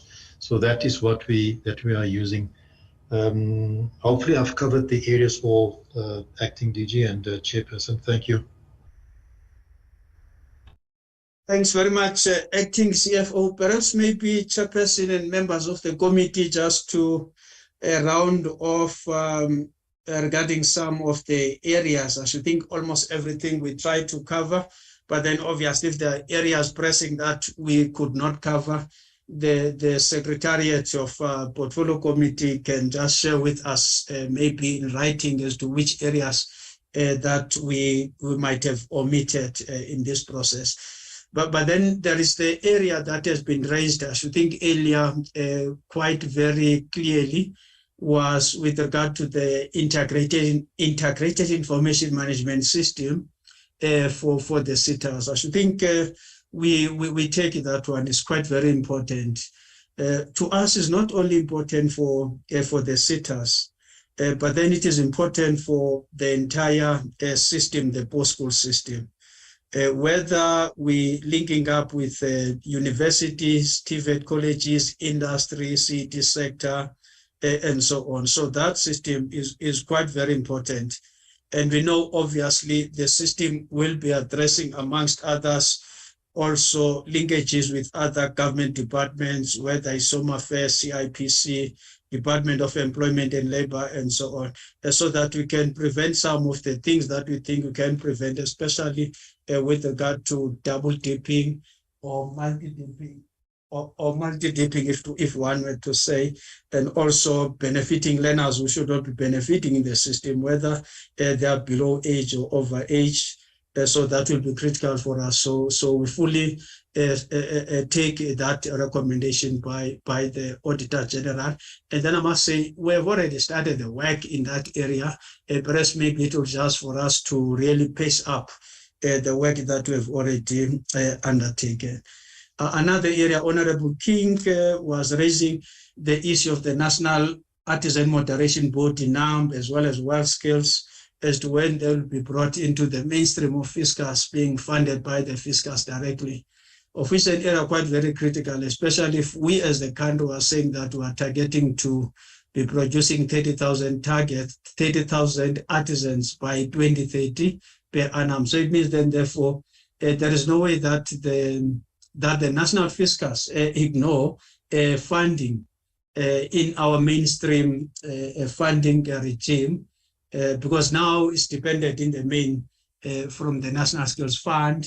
So it's an area that we are discussing, Honorable King, internally, as well as with the National Treasury, to ensure that finally these areas of artisan development are funded through the national fiscus. Also, I know Honorable Mananiso was asking as to whether the trade test centers that we are referring to, do we have memorandum of understanding or agreements with the industry? And obviously, I know my colleague who long left the department, when I would say we're training artisans, and then would just tell me, no, we do not train an artisan at TVET College. The artisan is trained in a workplace because that's where most of training of the artisan or apprentice is taking place. So this work that we're doing with our TVET colleges, you'll see that mostly we've targeted those trades which are required in terms of the national infrastructure plan of the country, those 13 trades. So we targeted those ones in these TVET college campuses across the country. So obviously now it means there is an access, especially by our young people in terms of trade testing, and also obviously working with employers in terms of training our artisans. I normally make the point that in the main, if you look into our achievement of artisans, more than 60% of them, they are from the private sector. They are not from public sector, your state-owned enterprises, or state-owned companies, as it were, ESCOM, Transnet, and so on, defense. In the main, they are from the private sector. So working closely with the private sector, and also we've just said, obviously, the engagement strategic summit with the industry, with the social partners as our TVET sector, of which that was also one of those great events that we've hosted as the department. So the other area I should think just to this area, Honorable Mahlati, because now I'm reminded we're just having the Statistician General attended the Wholesale and Retail CETA conference in Cape Town. That was last week. So the impact, especially with regard to increased numbers in our institutions, whether it's our universities and our TVET sector, the impact that we are making in our economy. Because the Statistician General was saying, after he presented his presentation during the conference, so he was making this point to say, now we can see the numbers that we are getting in terms of the Quota Labor Force Survey, that education is reducing opportunities of anyone to be unemployed. You look into those with tertiary qualifications, the unemployed graduates, the unemployment is at 10%. Those with TVET qualifications and the like, unemployment is some at 23%. So it means then, therefore, investing in education will be able to deal with those who are not in employment, education, and training. You know that number is somewhere now 3.6 million, as well as young people between the ages of 15 to 24 who are unemployed in our country. So that is why when you make the call to us to say the numbers, they must increase the numbers in our institutions, because it makes sense. It's only then that we'll be able to deal with unemployment, poverty, and inequality, amongst others. I should think then, Honorable Chairperson and Honorable Members, at this point in time, I can pause there, not unless maybe from the Chairperson as well as Honorable Members of the Portfolio Committee, there are some serious issues you would wish to raise. Thanks very much. Thank you very much, DDG Mbalo, and to all colleagues in the department for your responses. I don't know, let me perhaps quickly check with members if there's any member who really feels that their question was not answered. If not, allow me to close the meeting with just a brief highlight of some of the discussions that we had. Okay, I don't see any member's hand go up or any mic that's open. Honorable Itier? Yes, I was saying we're fine, Chair. Okay, all right, thank you. Thank you very much. And I want to apologize to colleagues for my husky voice. I think the change in season is not treating me so well. Honorable members, it really has indeed been as Dr. Lewin was saying, a very insightful full day of engagements. And I really want to, acknowledge the commitment that members have had throughout the day to this particular process. Others could have given up at some point and said, how do we sit in committee the whole day? But testament to the commitment of these members to ensure that the sector truly fulfills its mandate. Members have been here and committed and have contributed really meaningfully to this particular process of reviewing and making recommendations towards the budget and the plans of the department and its entities. I think, honorable members, one thing that does come out strongly from the engagements that we've had today is a matter of having greater synergy, integration, cohesion, cooperation within the sector at large. We've spoken about that in various elements, so it's come out strongly in terms of funding. First of all, in ensuring that there's sustainable funding across the sector, in addressing the inequalities or inequities between the funding of various programs within the department.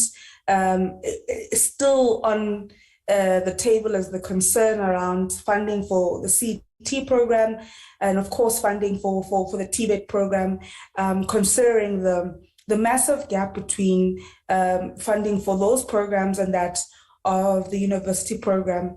Of course, not advocating for a decrease in the university program budget, but an increase, a just and equitable increase in the TVET and CET programs in order for us to effectively and efficiently use those particular programs in contributing to eradicating unemployment and inequality and poverty within our communities. And so that has been a massive,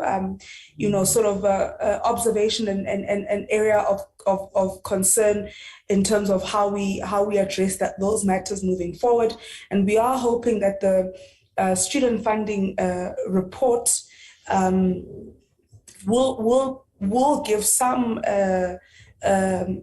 suggestions or recommendations on how we can address that. And we note the update that Minister gave in the meeting regarding where the work around the student funding report currently is, and he's indicated that he's currently consulting with various stakeholders.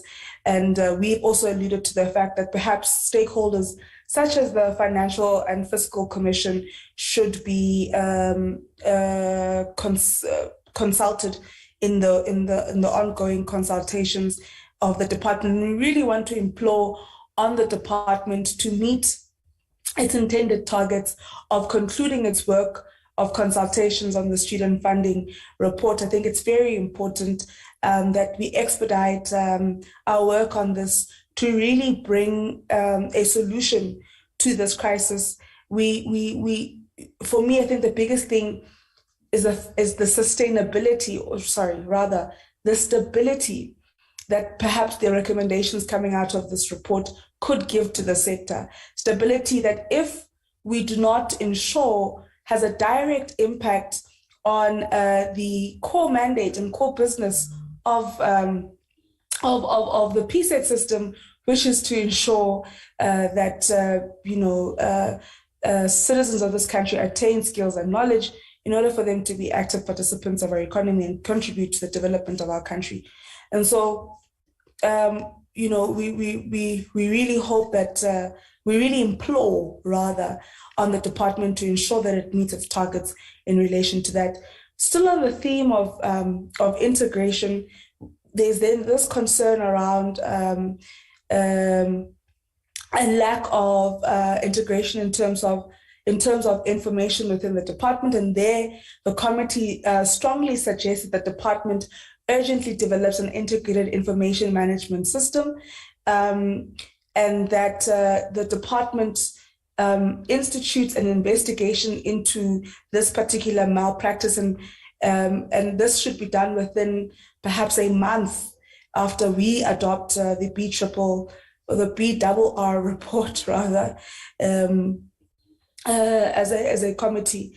And so we also hope that in, coming out of the investigations on this particular malpractice, we will be able to, we hope that the AG will be able to provide some of the data that they have that has, really surfaced some of these concerns around, we don't want to call it double dipping, but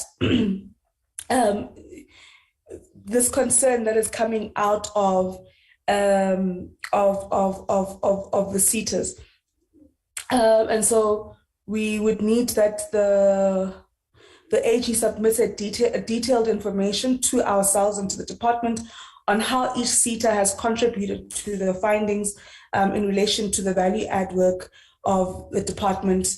So then we would also need the department in relation to this integrated information management system, Mr. Mbalo, that we want you to develop, to perhaps put together a plan on how you could go about developing this integrated information management system. You see, we want to be very clear so that Sati they must know. So we must first ask you to bring, we must equally task you to bring to us your plan on how you can put together this particular integrated information management system.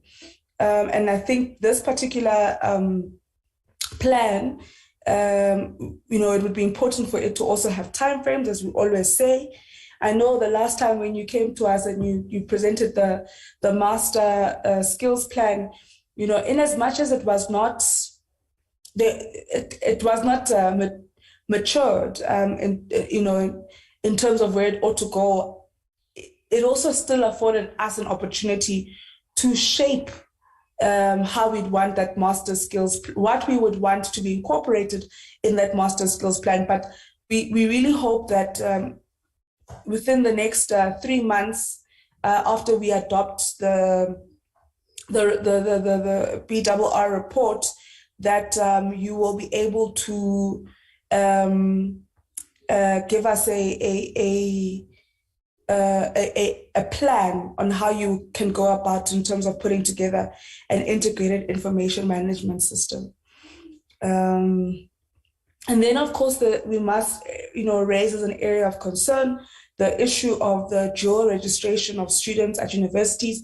There's something that was also raised by, NASFAS as of great concern, particularly on how universities claim that the funding allocated to those students who could, be, dual registered. And so we would implore on the department to investigate that and provide a report to us within the next, let's say 3 months. I hope that's fair. I actually think, I say in the next, where are we now? We're in October. So I think in the next month, because those are some of the matters that we need to be alert to as we go into the 2023 academic year. Those are things that we need to be able to find the root cause of this to ensure that in the next academic year, we don't have the same pattern reoccurring. So I would like to say that in relation to the dual registration, we would appreciate for the department to give us a report within the next month. Perhaps we could try and link it to the conversation we will be having on state of readiness. And then we would also implore on the department to share with us as soon as the feasibility studies, the reports on the feasibility studies on both universities are ready, to share those reports with us immediately and to finalize those reports as soon as possible. There was great excitement when we announced that these institutions would be built. And so we must not lose the momentum. We must not get to a point where people start to ask, where are these universities that you promised us? So let us try our best, colleagues, to ensure that we are able to conclude on these reports, and so that we can look for the money. We need to look for the money, because saying the money is not there. So I don't know, but maybe the report will give us a greater context. But we need to go look for the money. We need to get these institutions up. There is a demand for access to education. Young people do want to go to school. Abantu abadala, Honorable Yabo, abana 65, so we need to ensure that these institutions are up and running. And of course, there's also the need for us to enforce the provision of the white paper on the ring-fencing of CETA bursary allocations to NSFAS to prevent duplication of these particular services, and any other bursaries that exist within government. Of course, this must be coupled with a strengthening of the administration of NSFAS, which would inevitably be coupled with the financial or funding shortfall in terms of funding for administration that NSFAS has indicated to the committee on several occasions. But ultimately, in principle, we would want to see greater synergy in terms of that particular need. And then in relation to the 4 CETAs, construction CETA, services CETA, WNR CETA, and in-CETA, my honorable members, we have agreed that we would have to ensure that they present to us their audit action plans as part of the committee program, and the minister to also perhaps be present in that particular in those particular engagements, in terms of in bringing us into confidence as a committee on the audit action plans of the department and these particular entities and the implementation thereof. There is also a need for us, honorable members, to review that in the reviewing of DHET's organogram, that the TVET College Financial Management Units and SCM be reviewed and capacitated, that we review the reporting regulations for TVET colleges to ensure that they are at the level of PFMA requirements in terms of financial reporting, and to standardize policy development, implementation, and reporting in TVET colleges. I know, DDG Zungu, when we look at, for example, issues relating to sexual harassment, and a number of resolutions that had come out of the recent summit that we had, there's a lot of policy work that we need to do in standardizing how we deal with those matters across TVET colleges, even in terms of how people are paid across TVET colleges, and then consequence management. Honorable members, is something that has come out strongly again from our meeting. DDG Mbalo, officials who have contributed to irregular, fruitless, and wasteful expenditure in the NSF and in CETAs must be held to account. There must be consequence management. Funds must be recovered. People can't think that, we'll get away with it. No, people can no longer get away with it. Citizens of this country are tired of being taken for a ride. And so we really need to work harder and stronger, honorable members and colleagues, on ensuring consequence management as part of our collective yet differentiated roles within this accountability ecosystem that we find ourselves within. Councils need to hold their managements to account. The department needs to hold institutions to account. We need to hold the department and institutions to account. The AG needs to be afforded its part. So everybody within the ecosystem needs to play its part in contributing to strengthening the sector. I think I've spoken to the matters around student funding, and we also urgently want to see the report coming out of the investigations on the remuneration of vice chancellors and senior management at institutions. The committee would like to have as soon as it is finalized. Honourable members, this is just but a summary of the engagements we have had this morning and this afternoon. I'm sorry I've taken so long to summarize. It is indicative of the lengthy meeting that we have had, and really there might be other key observations and recommendations that I may have left out, and I'm hoping that the Secretariat would have noted those and will include them in the report. I think, honourable members and colleagues, this brings us to the end of our meeting. We will be meeting again on Friday to deal with the entities that ought to present to us on Friday. And we really want to encourage DDG Mvalo for you. I don't know if you'll still be acting on Friday, but for senior leadership of the department to be present as we receive these reports from the department, from entities.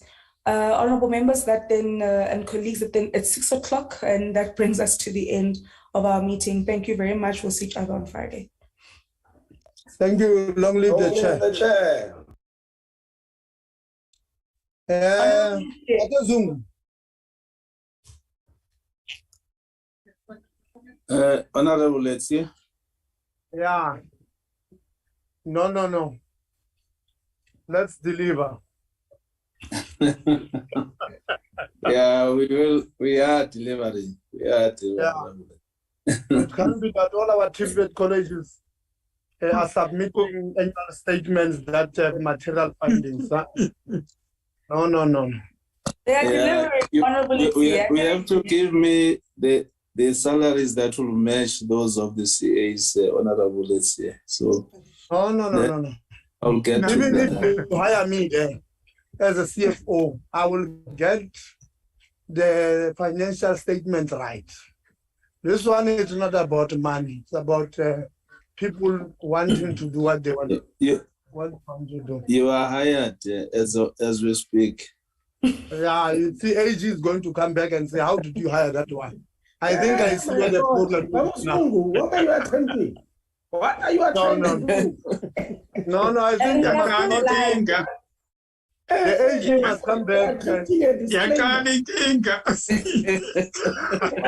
Disclaimer. No, this one is a disclaimer straight.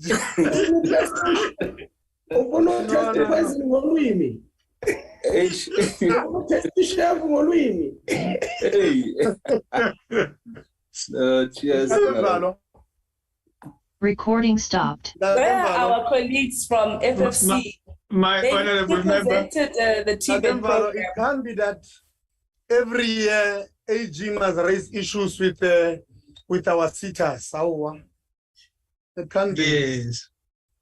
Can we fix things? But construction seat, yeah. I see. It's